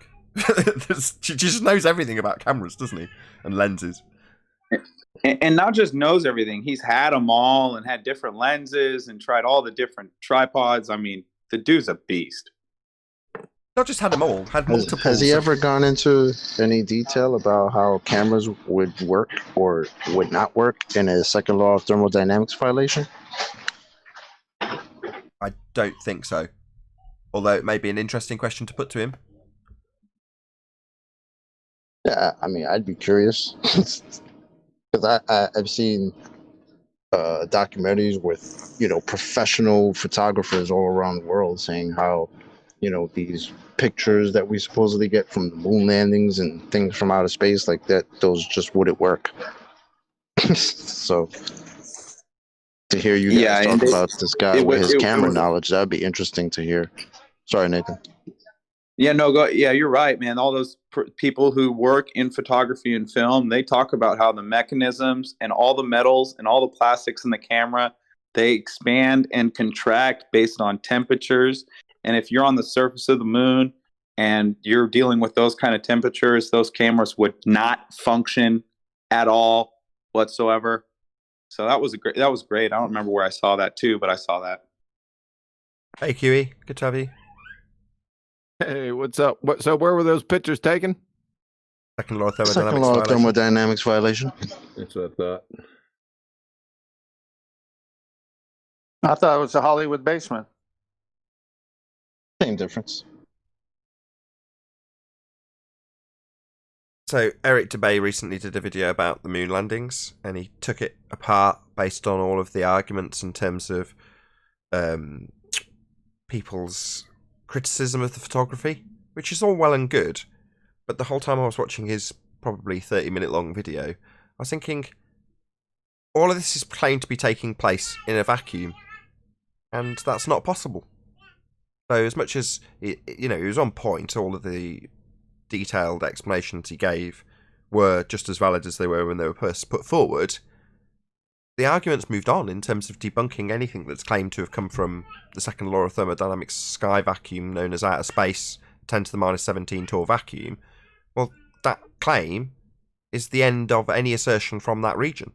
So space travel, complete bollocks.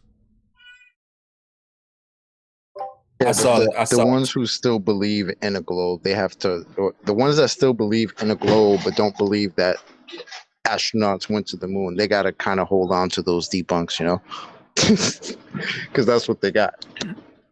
They're debunking the moon landings. Hey, what happened to Spurs? Did anyone listen to the video or see the video? We've just got one commenter from the chat said that AB Science kept going to mathematical equations, but no, nobody here has actually watched. Where is it? I don't know. Hey, Spurs, where's this video at? Where'd you have it at on yours? I haven't seen it. Spurs isn't here. Yeah, I know. He might be out in the audience, so that's why I'm saying. Okay.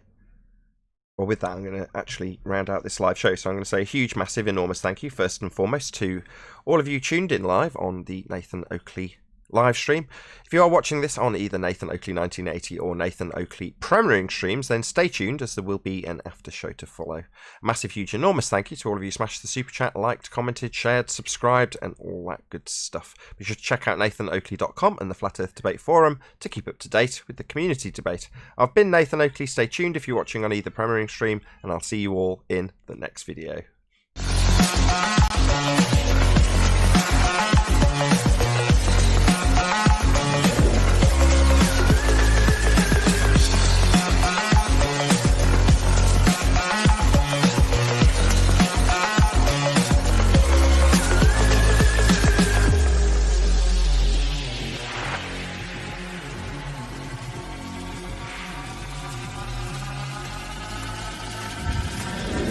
Oh, what a day!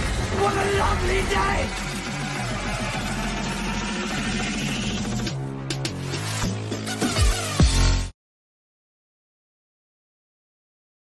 Did you read my message? Go back and see it. Was it in a bottle? No, I was trying to get him to fucking steel man the FE shit last night, but they're going, no one fucking pays attention to their fucking arguments. Oh, excuse me, I'll stop cursing. Got enough I tried to F-bombs get in there to Kosho send it today. in there. I'm alright, I've got a few left to go.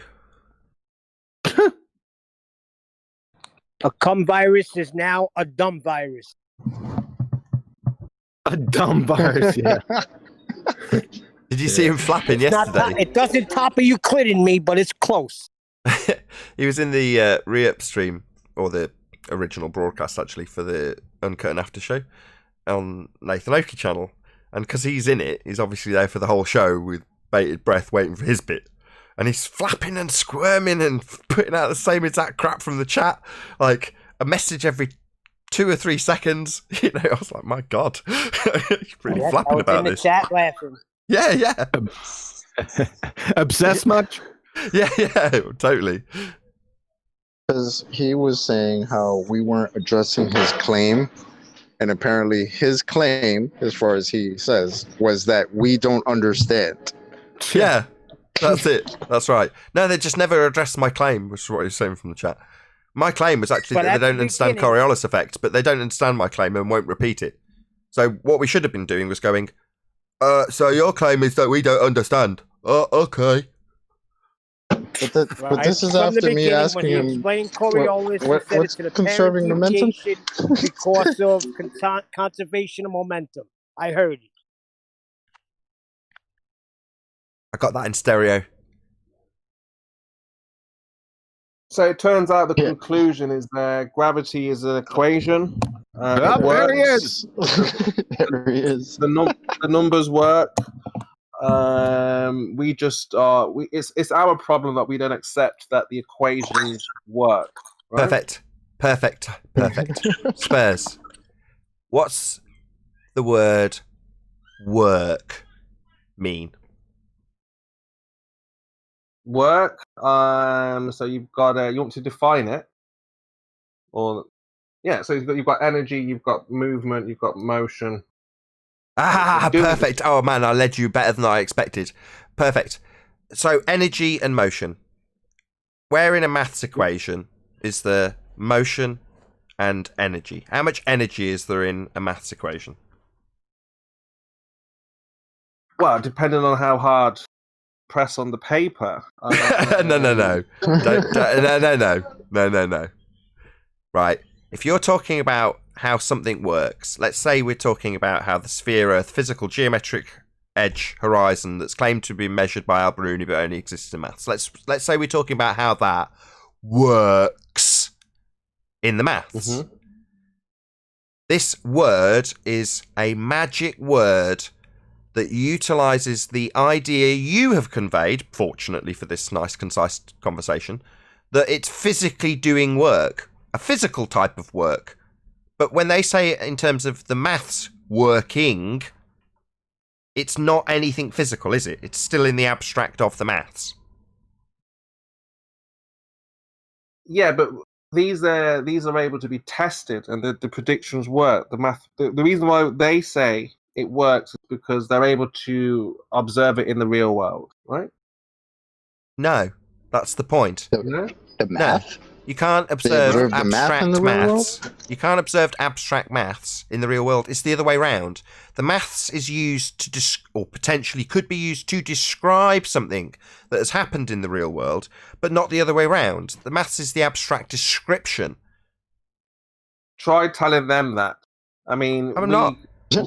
I'm telling you, just so you know. To end it after an hour 45 because he had to go, but this could have went on all night. Yeah. Yeah, but what I'm trying to get across to you, Spurs, is the magic word work, which is used to convince people by this notion of physicality, because work can mean me picking something up, but they use it when they describe something that's occurring only in the abstract. And because it works, that means it does it in physical reality. No, it doesn't. The maths working means nothing. Hmm. In physicality. Where's that video at, Spurs? You want the actual agree to disagree one, right? I didn't upload it to my. Yeah. Let me get that for you. Post it. Are you in Discord? Put it in Master B. You're gonna love it because, like I say, all he was saying was, I don't understand the math. The numbers dictate, and I was like, well, you're giving me all these causes. You want to see he's completely lost. I don't know why they do it, really. I don't get why they do it. It's like, I mean, what do they expect? They expect maths to be reality. Because they want to convince you that they can do anything in their math, and because they do it in their math, it becomes real in the physical world. As opposed to what they're really doing is seeing something in the physical world and describing it with math. It's the okie doke, man. That's what they want to do. They've been doing. I mean, it was almost like I was asking him trick questions, and I was just saying, well, something's moving. We just want to know the cause. And well, if you ever watch it, you'll see that he just goes around everything and then says the equation is this is the force. The equation. It's crazy. I mean, I almost want to shout at them and go crazy like Nathan. Hold on. Can we dwell on that? Just repeat that because everyone laughed through it. It was funny, but just repeat that, Spurs, and then we'll break that down. What did I say? I don't know what they want the equation to be the force, right? Yeah. So he's got the piece of paper and he's just pointing at the screen. He's going, look, this is the equation. You'll see it. He's going, this is the equation that tells us there's a force. And I'm just like, but that doesn't do anything. And then they've just rolled his eyes, laugh, shake their head. And Spurs, let me just interrupt you. So it doesn't do any physical work? No, it doesn't do any work, but it right. Works. But it works. But it works. On paper. It works. But it works. Just doesn't do any work. Yeah, I mean, like I say, I'm almost turning into you, but I don't know how. I want to go crazy and say, are you? What is but I don't know. I just they're insane. Spurs. Yeah, they're batshit insane. Yes, you're right, Spurs. You got it. Yes, it is. It's. I don't know. That's we don't get the numbers, what you were so searching for. Just the phrase. So I said to him, look, right now, all you get paid for it, for what you're doing. So you get to say whatever you want. And then he's thinking about it, so that's what they've got. They get paid, they get to say whatever they want. Who are we talking about? Wait a second. Who exactly are we talking about? This is AB Science. AB Science. And conspiracy cats, yeah, because they would say that they teach young people science. So I'm saying that you can tell them whatever you want, basically. Pseudoscience and get paid. Yeah, there's a lot of people who lie or that are frauds that get paid. So? Yeah, but that's their justification, though. But we're talking shit and it's not science, but we're still getting paid for it. Therefore, that makes us right because we're educating people and being tolerated in doing so. Therefore, we're right. And that's how they see it. Mister, without the balloon, there could be no pressure. That conspiracy cat, you don't even know what a friggin' mirage is. You shouldn't be out here. You should be picking up cans along the side of the road, you numpty. You also don't know what the second law of thermodynamics is, which was a tear-jerking belly laugher yesterday. I forgot all about that.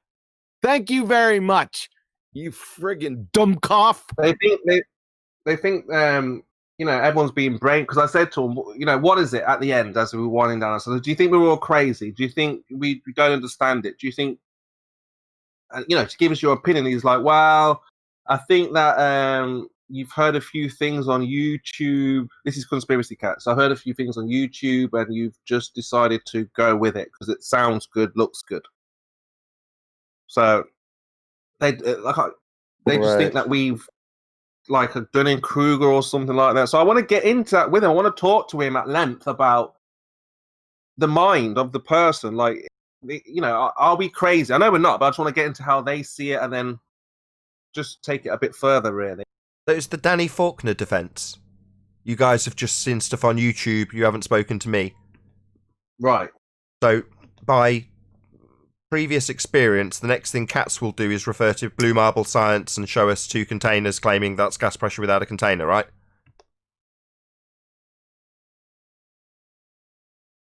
I just think they need to talk QE if you're listening. QE if you're listening, right? This guy that just said something that makes him a photosynthetic retard, he didn't say that, okay? You need to play that again, man. We played it earlier, That was actually. a classic. I will play it again because But I it's wanted right at to the ask beginning. Nathan Thompson, where's he been? You know, where's the debates? He's usually got the top debate. Is he? What's? Is he still here? By the way. Yeah, I'm here. Oh yeah, so like, you know, we usually see you around the circuit. Anything coming up? You got any plans or anything? Well, I don't know. The world kind of shut down. I've been getting constantly blocked and censored. I don't have a Facebook anymore that I get to use. But and I've kind of debated, you know, a lot of the big anti-flat earthers. So I just rather focus on the activism. I mean, I could spend an hour talking to one globehead about how he doesn't understand Coriolis, or go talk to 50 people, never heard about this, and wake up 4 or 5 of them. That's how I'd rather spend my time. And so I spend it doing the activism, not debating the anti-flat earthers. Yeah. Feel that, man. There's no debate. We don't live on a magical spinning water ball in a vacuum. That's a dream. It's just an outrage how they. I mean, trees convert carbon dioxide, which is a gas, into oxygen. What happened? That was it. I just thought I'd play that little bit. Oh, the little part. Yeah. Oh no, you gotta play when Blue Marble's like, QE for listening. Play the darn thing. Okay. Play the whole thing. It's another gas. No. Wrong, oh Rama. Plants don't use CO2 to generate oxygen. All the oxygen generated or liberated comes from the splitting of water by photosystem 2 during light-dependent reactions. We knew this 80 friggin' years ago. It's called the Hill reaction. Dummkopf. Apparently, you've been swapping spit in the shower with the photosynthetic redneck, aka Hillbilly Blue Balls, the redneck retard, that made the same stupid mistake. So trees don't create gas. But no, they don't. Be careful. I got yelled at about that now. So just to be really? Who by? Just to be very Quantum Eraser. Just to be very specific, QE. If you're listening, you little son of a bitch. Hi there, numpty. We're not saying that trees break carbon dioxide up into carbon and oxygen. That's exactly what that moron said. Let's take a listen. Trees convert carbon dioxide, which is a gas, into oxygen, which is another gas. Trees convert carbon dioxide, which is a gas, into oxygen, which is another gas. There you go. I will end it there because we played the other bit on the live show. Yeah, so that redneck retard, don't take the words that have just come out of this man's mouth to mean what they say, because I did the same thing and you corrected me. So let me correct him so that you accept that he didn't say what he's just said.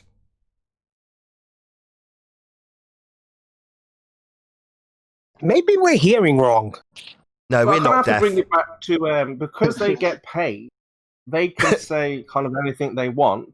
So I mean, isn't that like a threat to us? Like, well, we can say whatever we want. Yeah, that was my point earlier when people are like, "Oh, you're lying about being a flat earther for money." It's like, yeah, of course. If we're put into a position where we are fundamentally earning less than the people who lie, which seems more appealing? It's back to your morals, Spurs. Could you live with yourself if you turncoated and became a globehead just because it was more profitable? No, of course not. Right. Well, moralistically, none of us could do that. I certainly couldn't do it. I'd wake up miserable as sin every morning. Oh, who else around us wakes up miserable as sin? and then spends their time in hell. Oh, it would be the globeheads. Oh, but they're better paid. They can't use their money there. I'm just saying that we're at war, Nate. It's a spiritual war, because if they can just say things like that, what do we do? Sit down and take it, or do we fight back? What's to take? The fact that one man's got a bigger castle than you have. That's No, not that what he life's can about, teach. Spurs. Spurs, there's more to life than money. Now, I know that might just say, oh, whatever. But, you know, pursuit of happiness. That's the most important thing as far as I'm concerned. There's been a time in my life when I earned shitloads of money and drove fast cars and could buy anything I liked. Now, I'm drip buying £100 items to treat this room acoustically because I'm penniless. So every little drip of, I don't know, PayPal donation, I buy a new acoustic panel. Well, back in the day, I'd have just done the room. You know, I'd just done it and snapped my fingers because I was rich. But I had no time and I was miserable. Overall, not having any time and working your fingers to the bone, travelling around the country as I did as a rep, or travelling all over the world as a rep, means you've got zero time. You might have loads of cash, but where's that time gone? Well, it's disappeared. Well, most people put the pursuit of cash above the pursuit of happiness. Now, at one stage in my life, I went, I'm going to weigh this up. Which is more important to me? And I was like, the time, by a massive, massive margin, doing things that I enjoy. That is more important. So as a direct result, I'm now doing something I enjoy to earn money. Now, does it earn anywhere near as much as when I was a rep? Fuck no. Excuse my French. No, it definitely doesn't. I've got to e-beg as a result. Well, you could say that's slightly humiliating. Yeah, I make a joke about it. But by the same token, do I still love what I do? Yeah? I wake up every morning with a spring in my step because I've put my happiness and my time above money. It's unfortunate for my bank balance, but very fortunate for my happiness when I get up in the morning. Now, the people who oppose us, they have taken the absolute converse of that. They've put money above all interests in most instances. And when they declare it to you, well, I'm still getting paid. Well, you're a penniless little flat earther, so who cares what you think? That just disseminates to you where their motivations lie. And you should pity those people. I pity them. Money can't buy you love, but it makes things easier, especially when you got to pay the bills. Yeah, that's what I tell my wife when those red letters come. I still love you so much.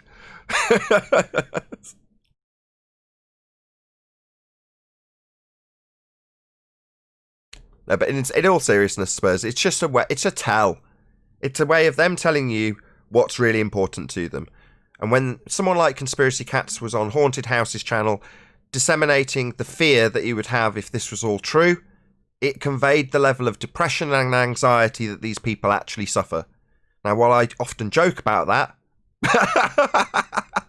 unlucky with your loss of sleep and your concern that you might be gotten by the Freemasons or whatever bullshit that you are concerned about if you realise the nature of your reality, I don't have any of those concerns. Thank God I don't have any of those concerns.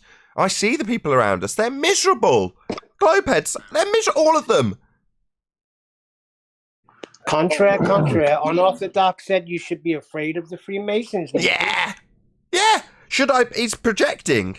What he's basically saying is when I look into conspiracies, Flat Earth is obviously a conspiracy. I see that the Freemasons are being blamed and you should be concerned about them. Meaning I'm worried that should I find this out, there's going to be some power that should not be. It's like, oh man, get with the program.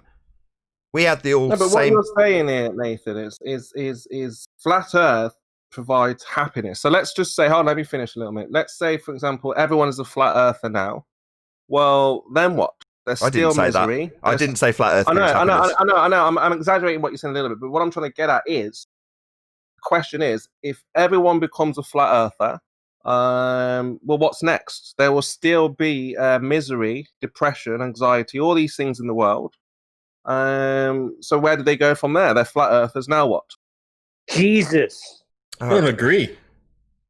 Sorry, I don't present Flat Earth as the answers to people's questions, Spurs. The recognition of the lie and the observation of the nature of our reality isn't akin to happiness. Where I juxtapose money versus happiness, it's nothing to do with Flat Earth, but the lie that you have to tell yourself to be on a globe, especially the people in this arena, will bring depression, anxiety, sleepless nights, all of the things that we see when people are, they're in the chat all the time.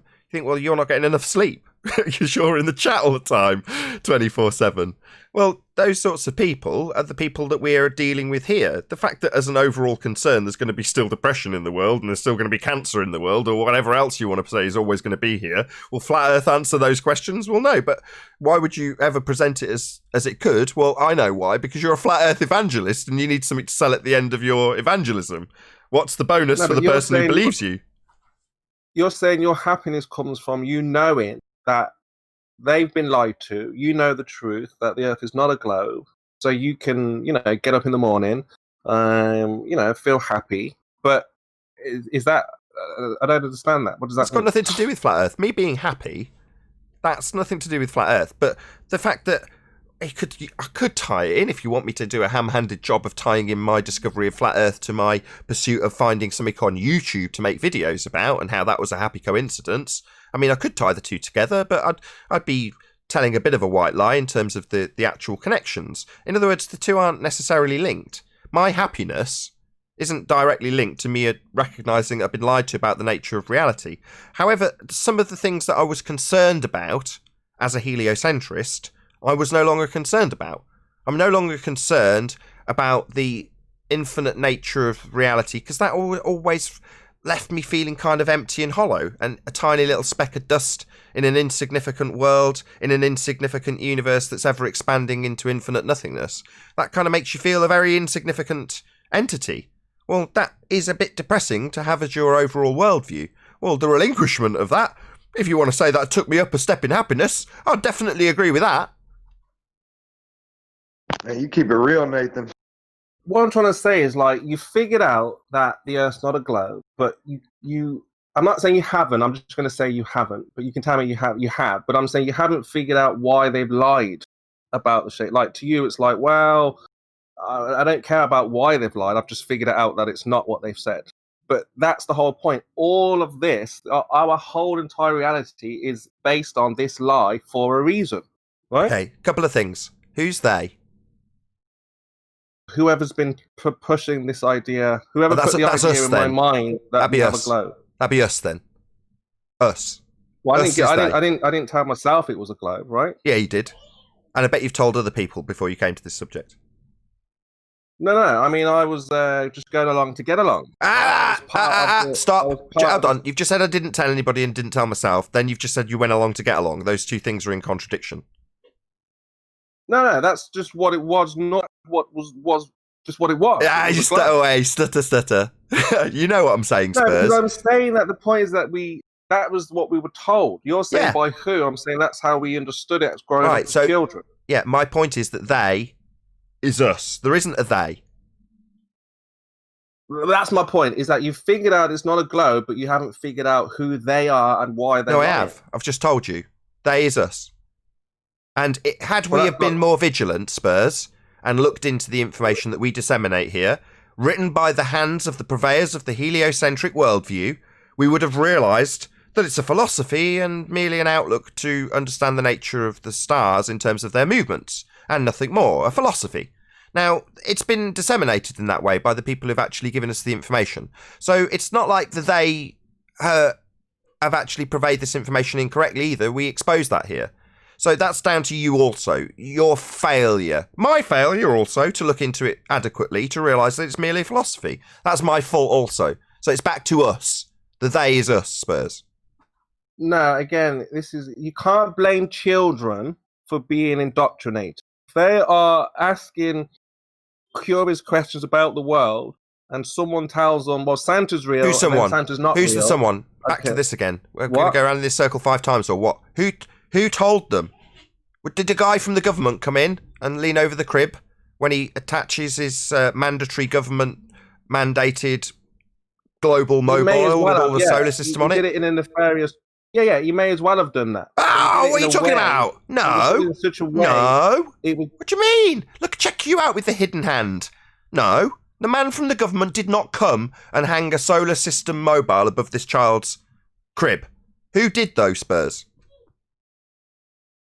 Yeah, that's what was presented. Who did hang? We did, Spurs. It's us. There is no they.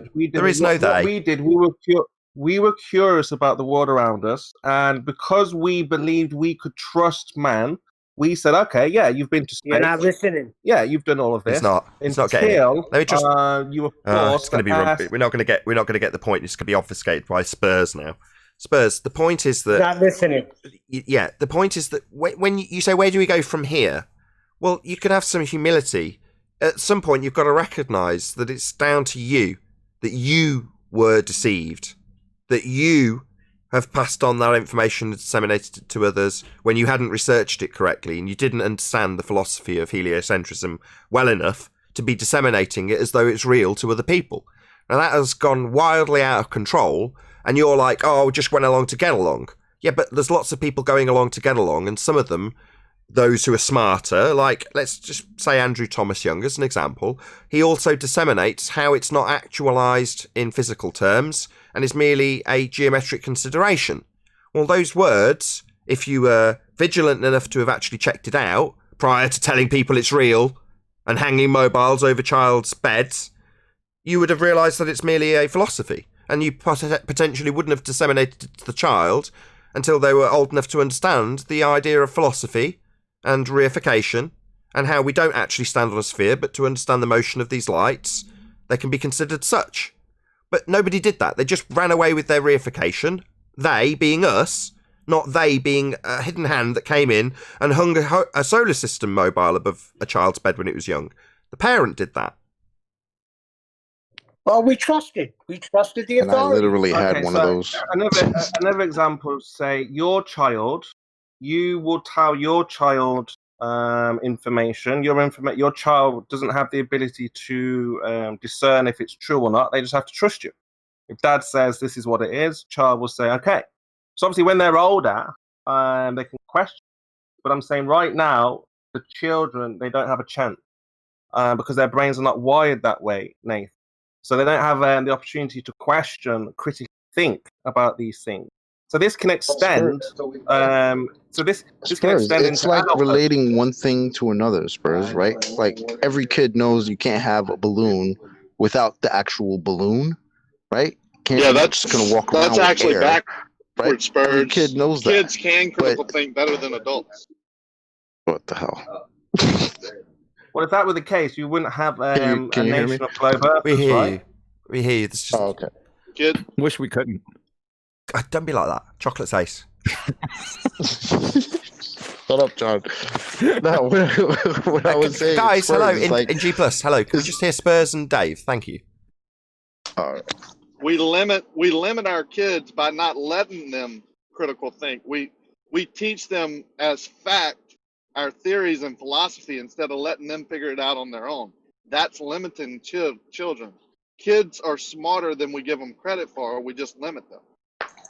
Okay, so how did it happen then? That What do you mean? How did it happen? Through the education system, the control factors. Oh, well, that would be the debate. I've got to go. I'm back. Because, like I was trying to say, the kid knows that you can't have a balloon without the balloon, right? But does the kid can the kid relate that to what he's being told in school and ask himself, can you have gas pressure without a container, right? So then, how would the Earth have gas pressure? You know, but they don't go into that. They keep it very wishy-washy. That would make a great sketch. That would make a great sketch, Chocolate. So you have little 4-year-old Johnny. Mr. Johnson, how can you have gas pressure without a container? Basically, yeah. Ask him about kids watching rockets. You know that video. It looks like it's going down. Yeah. It looks bad. Y'all want to hear the BS answer to that question? There's a PhD astrophysicist in the chat that'll be more than willing, I guess, to tell us how we can have gas pressure without a container, but none of it will make sense. It looks bad to me.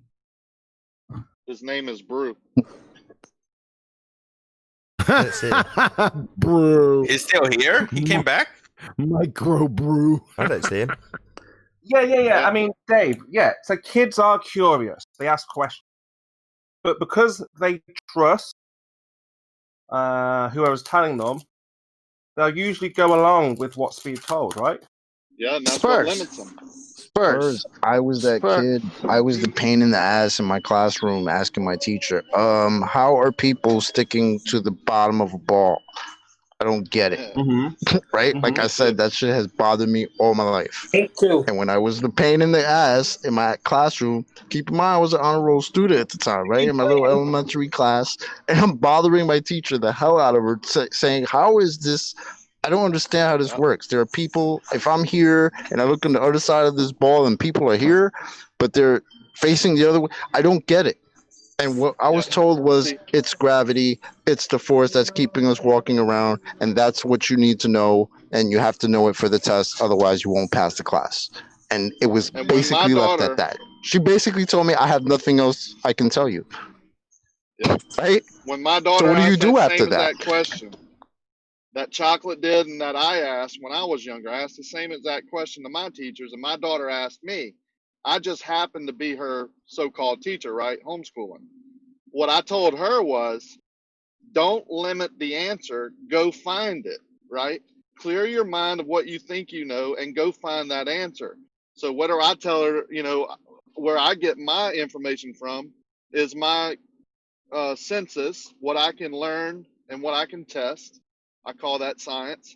And also the biblical text, which I believe is true. So when those two things add up, then you probably have a close answer. Okay, so what wouldn't make sense to the child then is why are they lying about this?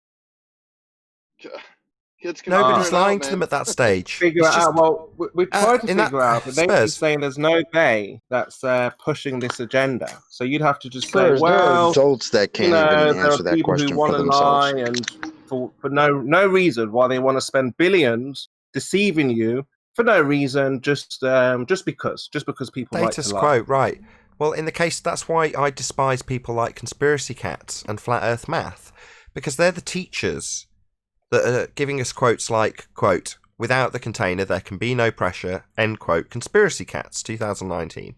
Well, that teacher understands implicitly, I know, because I can quote him, that the gas would fill the space. But yet he is disseminating the nonsense of gravity, a reification of mathematics, to children. And according to you, he's just justifying it because he's paid. That's his justification. To me, that's Yeah, but if you despicable, can't Spurs. tell me why he's lying, Spurs, why is he lying? point. Spurs, oh God, it's never a case with Spurs. I can get to the end of a point. So, in the case of Conspiracy Cats, he's one guy. Like, when I said it's us, well, in this example, the us is just this one dude called Conspiracy Cats, who's more than happy, in spite of his understanding that he's quotable on, to disseminate the nonsense of a not actual force of gravity bending space-time in maths as a force holding gas here. Now, cognitively, I know that's causing him pain. He's been on an interview with Haunted House explaining that cognitive pain. But he still does it. But that's one guy. Well, there's lots of one guys just like him. And that's why we're in this situation where the they is this teacher in this example who should know better. Now, the rest of the people who don't know any different, Spurs, it's just been their life since they woke up and were told so by their parents, there's no call to go after those people. But they're not the people that we're talking about or you're talking to in this discussion that you had yesterday. Those people know better. That's why we quote them. Right, if you can't, I'd say something like, Daddy, if you can't justify why these people are lying, then obviously look at their position. They seem to be successful through lying. What's wrong with lying now in this situation? If they're lying for no reason, but they're successful, they get 50 million a day. So what's the justification for them lying and doing all of this for what? Aren't you answering your own question? It's back to the conversation we had earlier about happiness versus money. They're lying to give me it a because shot. they want money from me. I'm not giving them any money. Why are they lying to me? Still getting paid, they're aren't they, lying Spurs? to you. You told us this. This was your justification. They're telling you they're still getting paid, Spurs. That's what you're telling us. I'm asking you, how are you justifying it to your child? I don't justify it to my child. I'm not the one disseminating the information to a classroom of 30 kids, even though I know that without the container the gas would fill the space. Now, I'm not in that position. I can't divine these people's thoughts, but I know by their own words that they're in cognitive pain, and I know that they know better because I quote them. Again, that doesn't make sense. We've got millions of people saying the Earth is this. Can I doing all have of a this, chance and you're to going to say answer to me Spurs? that just don't because rumpus they in are. repeating the same thing 5 times. Again, it doesn't make sense, does it? I can't I'd like to understand it. Just answer because Spurs if he because would just you be quiet say, for a minute. there's no reason for them to lie. How can I just accept just because you say so? That doesn't make sense. That's Moderator. not normal for people to go through that length of lying for no reason. For Spurs. money. Spurs, give 10th man a maybe- chance. Hold on. Spurs, It grab could your be attention. egocentrism. It Hold could on, be despite only everything. ego. Just 1 second, despite everything. Go ahead, 10th man.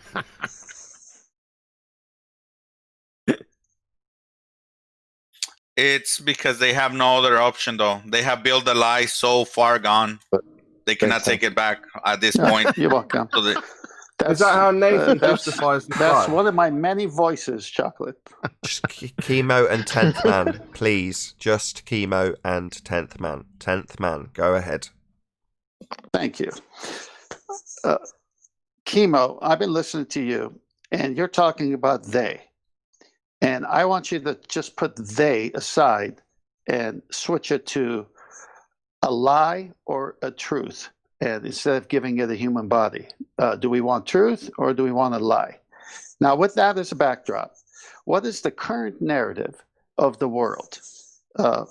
Anywhere you go, it's very materialistic, it's very humanistic. That is a worldview today. They, if you look at historically, they say no Bibles in schools, no talk of a creator, it's evolution. So it's going the way of humanism and very, very materialistic. So in order to validate that narrative, you're going to have a reification of your natural world. Because in the natural world, just like I was trying to say earlier, Chocolate and I, as kids, said, there's no way this is happening the way you say. It doesn't match reality. Well, in order to make that work easier, we have to change what reality is. And so the way you do that is you ignore any creator of any type, and you go to materialism and humanism. And then you have your narrative of the globe, because you don't have to deal with the creation at any given time. Therefore, no creator to deal with. Therefore, no ramifications of how you live your life. So if you want to know what the motive is, why this lie perpetuates, that's it. Now, a child who hears it from a teacher, the teacher doesn't even know that they are encapsulating they, because they're just repeating what they were told.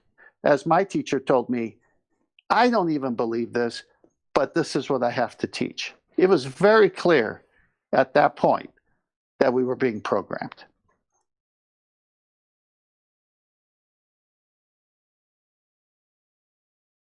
Why, 10th? Why? What for what? I just said it, because they want a materialistic, humanistic world void of God. That's why. That's So the for why. material things, they would lie for hundreds and hundreds of years because they want people to what? Buy material things. They want no God, so something else has to replace that. And that would be. I'm trying to get It's not, Nathan it's to not justify saying they want the lie. material. They That's want to what I buy wanna hear, material is why things. how Nathan Spurs. justifies. He's not. Okay, He's not so saying he- that people want to buy material things. He's talking about materialism, right? The belief that What does there's that mean, only then? like energy and matter that exists, and that's it, right? We're not talking about commerce here. We're not talking about they want the fancy watch. Merchandising. The Rolex and that. It's not about that. Merchandise. But I think it's about justifying the why, Nathan. You can't just say people lie because they lie. Yeah, they do that, but why go Did you through hear all of anything it? I said? No, he Spurs? didn't. no. Okay, No, but let I'm me, asking, does let Nathan me, agree with that? Does Nathan Hold on, hold agree? on, hold on. He's not Hold on, serious. hello, Look at hello. him. I need to get control again. Spurs, can you just give us the broad strokes of 10th man's point? So he's saying it's materialism where they want matter, they want a physical world where it's not spiritual. He said God, he introduced God into it, right? That's the summary I got. It's God, it's spiritual, they're trying to hide that. That's say why I you're in said, the does ballpark, Nathan, yeah. do you, Nathan, agree with that? Do you think they're hiding God? Do you think they're hiding the creator? Or is it none of that and it's just they're lying because they're lying? It's ipso facto. No, they're raising. It's ipso facto. humanism. Let me just They're putting sorry, human 10th. in the place of God. Sorry, 10th. That's just ipso facto. The origin story of heliocentrism is everything from nothing. So that's just a matter of fact, Spurs. That is the outlook of a heliocentrist. Big Bang. Everything from nothing.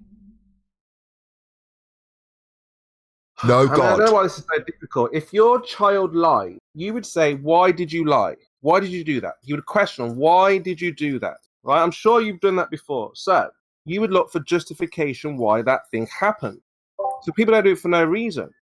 So I haven't, no. My what kids is don't lie yet. why are they lying to us, Nathan? In Maybe your 10th man mind, can why answer. go Hold on. through all When a this? parent is asking Spurs. a kid why the kid lies, the parent pretty much knows why the kid is lying, right? So the No, kid, but so the kid usually doesn't says, get why in did you do trouble that? or Why did something, you right? lie? Why? But Why? Parent wants asking to know why. Spurs. Yeah? Oh God, He can't stop talking. Spurs, right? While he's trying to answer you, you saying but why through him just means no one can hear his answer. Okay.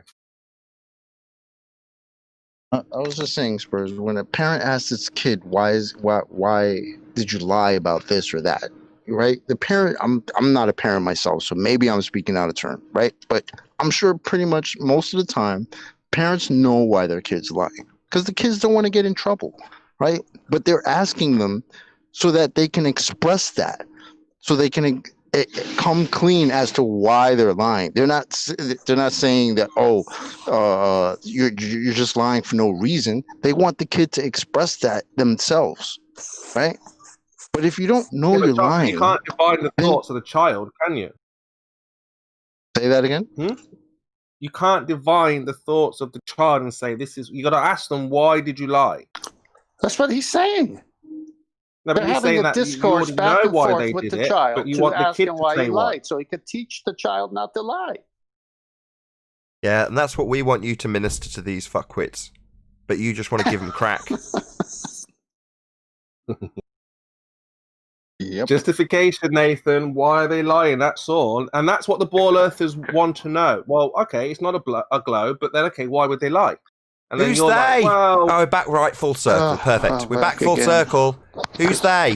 Can I Who's say they? something on it, Nathan? Go ahead, Brian. Thanks, Nathan. What I'm going to say is kind of going to support both sides of that argument. Every time I looked out the window of an airplane, which was many times, and I said to myself, doesn't look curved to me. Where's this curve? And I've said this to myself over the years, before I was ever a flat earther. And every time I looked at the sun traveling around my head, I said, doesn't look like we're going around it. That doesn't look like that. It's a huge thing, a big distance away. Every time I hand waved away those thoughts, I did that. That was me, I did that. So that's not me. Because they could tell me that a triangle is a square, and if I decide to believe a triangle is a square while I'm looking at a square, as an adult, then that's my fault. But they did lie, and they do continue to lie. So they do have some reason for lying. Who's they? Spurs is right. They do. Spurs is right to want to know. Who's Whoever, well, NASA. Just use NASA, for instance. Okay. Is NASA just for money?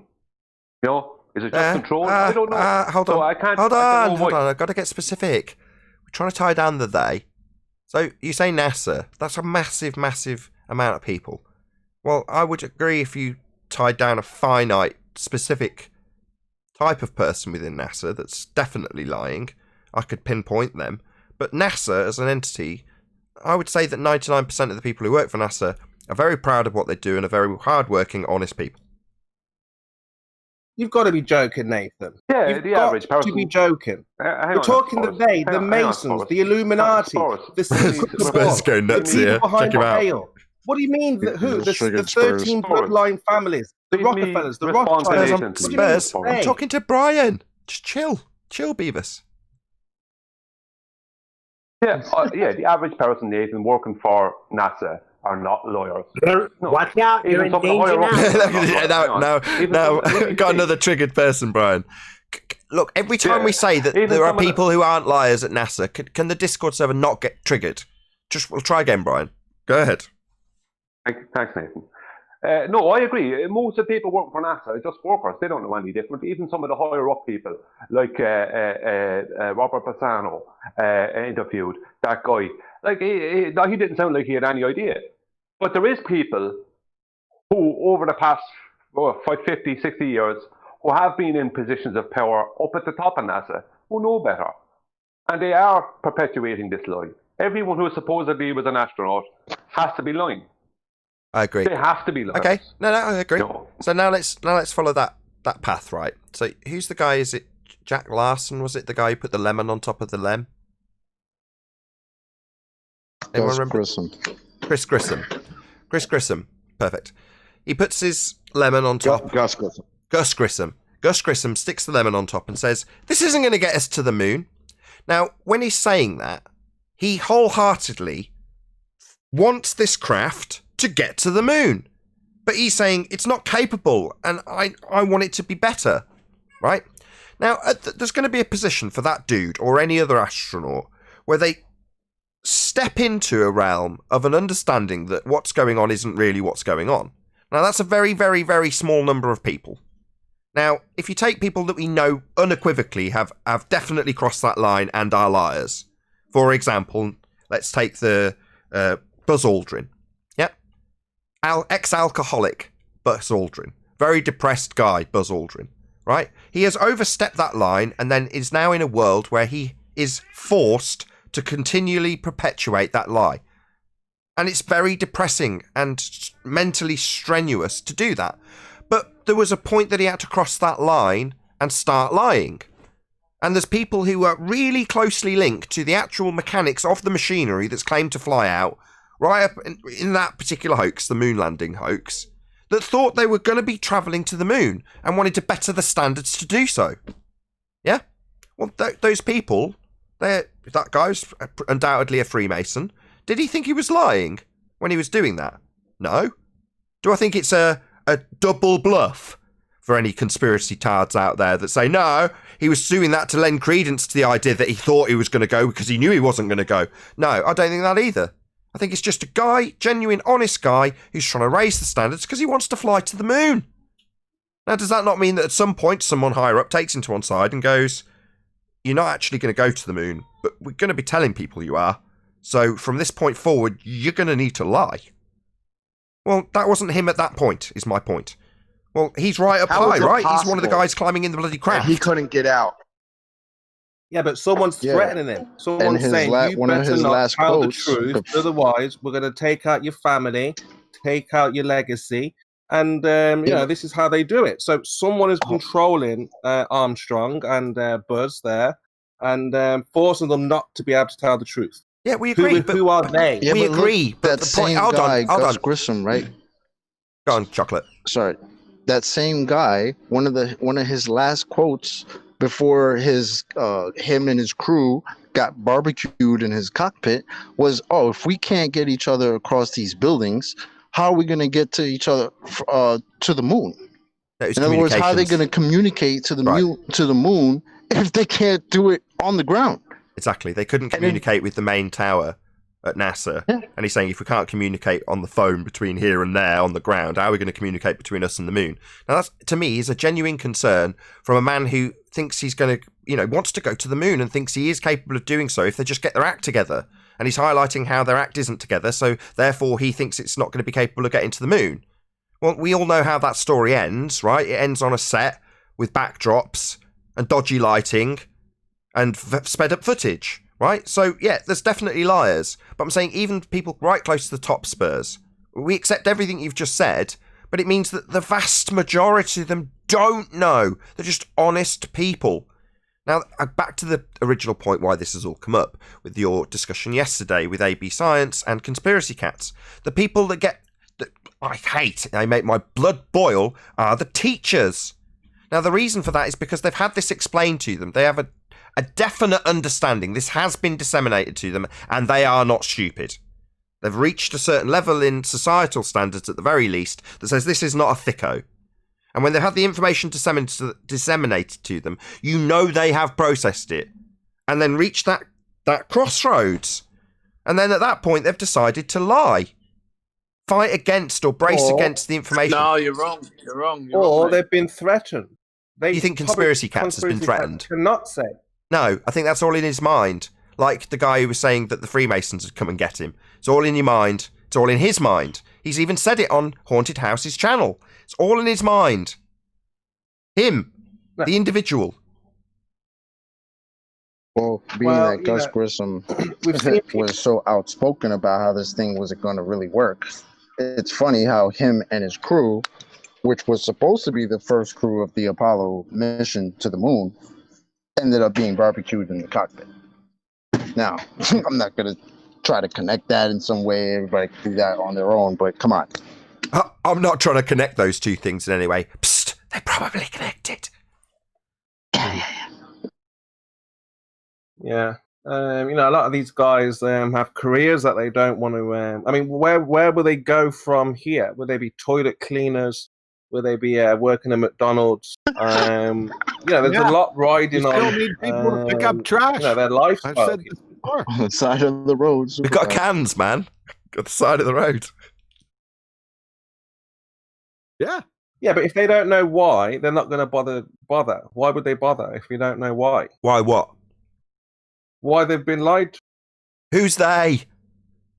Why they've lied to themselves because they haven't been vigilant enough to research this subject and appreciate that they have themselves reified a philosophy in the same way that we've researched it and are now disseminating to our audiences how people explain the geographic considerations they must make to reify this philosophy, Spurs. The they is him, and the people who are going to get him are reifications of his own fantasy of an invisible enemy that becomes the they once you realise the awful truth that you've been lied to.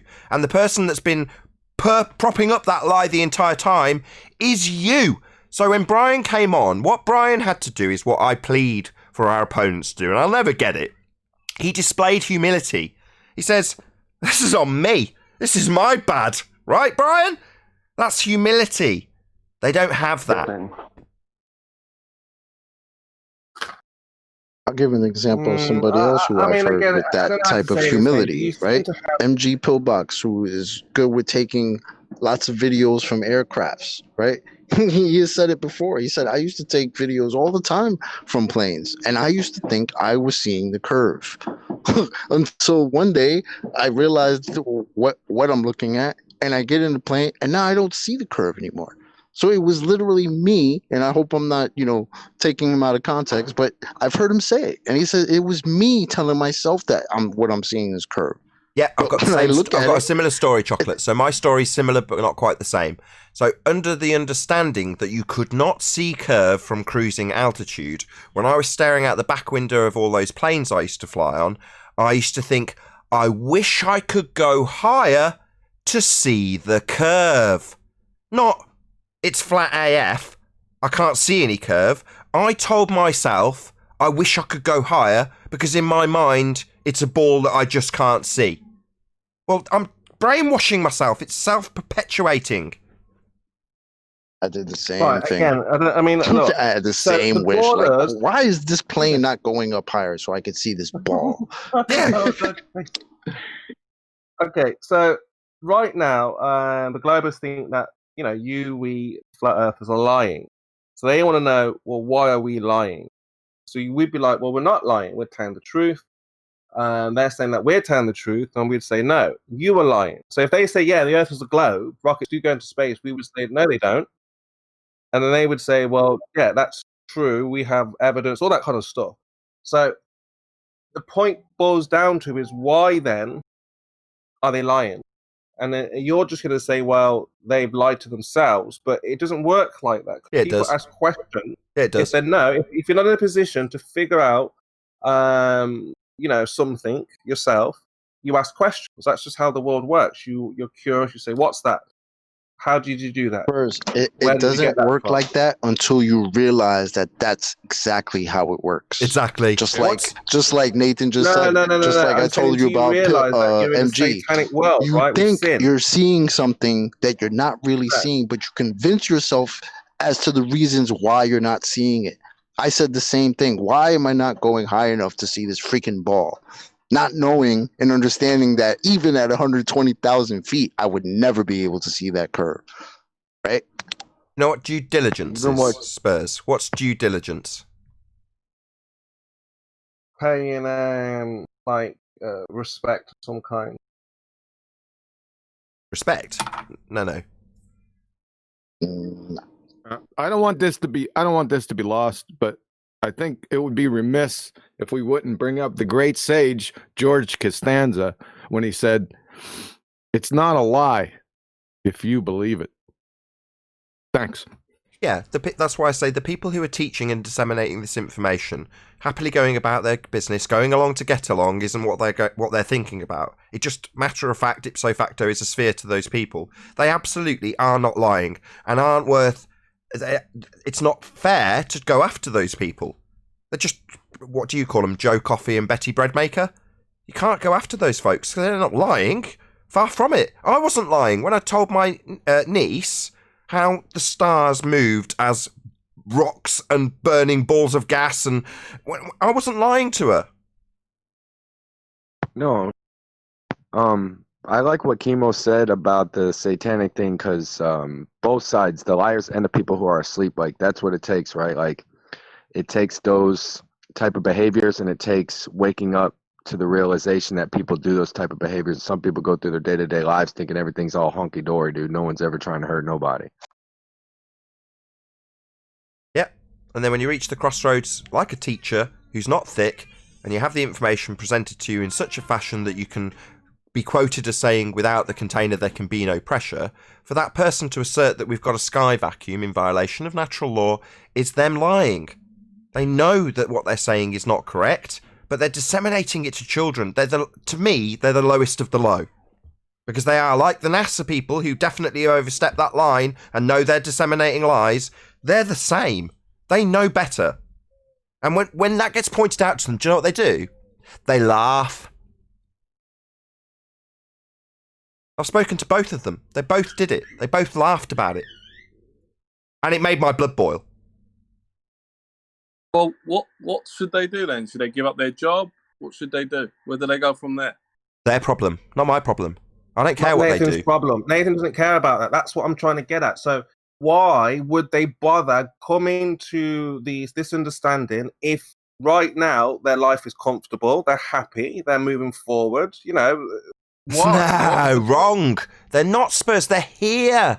They're at the bargaining stage. So they're trying to justify their fork in the crossroads that they've already taken. I am correct, and I'll fight against and brace against those who say otherwise to justify and validate my choice. So they're fighting against us. If, as you put it, they're happy and content in their worldview, then they wouldn't be here. They'd be on their way and life would be back to normal. But you can't take the blue pill after the red pill, can you, Spurs? That's why I hate them. The teachers, that is. The ones here. That community, the community that we're in is a very small community. I mean, the majority of ball earthers will get on with their lives. You know, you will get a small few who, you know, want to engage and find out, well, why do flat earthers think the way they think? But for the good majority, they do get on with their lives. You know, we've seen that. We only see people who want to make money from this, basically, or in this today. They're not really, I mean, where are they? I mean, if you go into anywhere, I mean, if you go into GEMS, they don't want to talk about shape of the earth. You know, it's very rare now that we're finding people talking like this at length. I mean, I'm sure George, he's getting on with his life. He hasn't changed anything. You know, Rumpus, he's getting on with his life. So until they understand the reason why, when their lives are in here every day, George is showing up at flat Earth conventions. How is that getting on with his life? Right, this is so stupid. Trapped here in hell with us, Spurs. There can be a curiosity, like, why do people think this way? I think they've figured that out by now. 5 years in. Curiosity scares the living shit out of them. That's why. Yes. That's the best answer there, Chocolate Spurs. They're here because they have to fight flat Earth and everything it stands for, because it disrupts their whole worldview. So if their whole worldview is disrupted, they're more uncomfortable. So they think comfort is to come here and make fun of us and destroy us. But every time they come here, more of their worldview gets destroyed. So the reason they're coming here is they're trying to talk themselves into believing what they have is still true when they know it's not. And with that, I'm going to say a huge, massive, enormous thank you to both Discord and G Plus panels for making today's after show possible. Of course, a massive thank you to you in either Nathan Oakley 1980 or Nathan Oakley Premiering Streams for hopefully smashing the super chat, liking, commenting, sharing, subscribing, and all that good stuff. Be sure to check out nathanoakley.com and the Flat Earth Debate Forum to keep up to date with the community debate. I've been Nathan Oakley, and I'll see you all in the next video.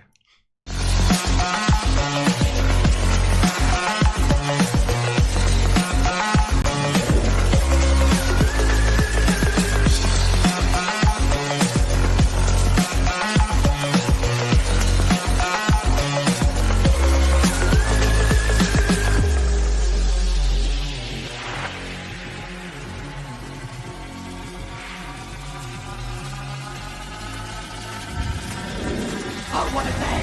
What a lovely day!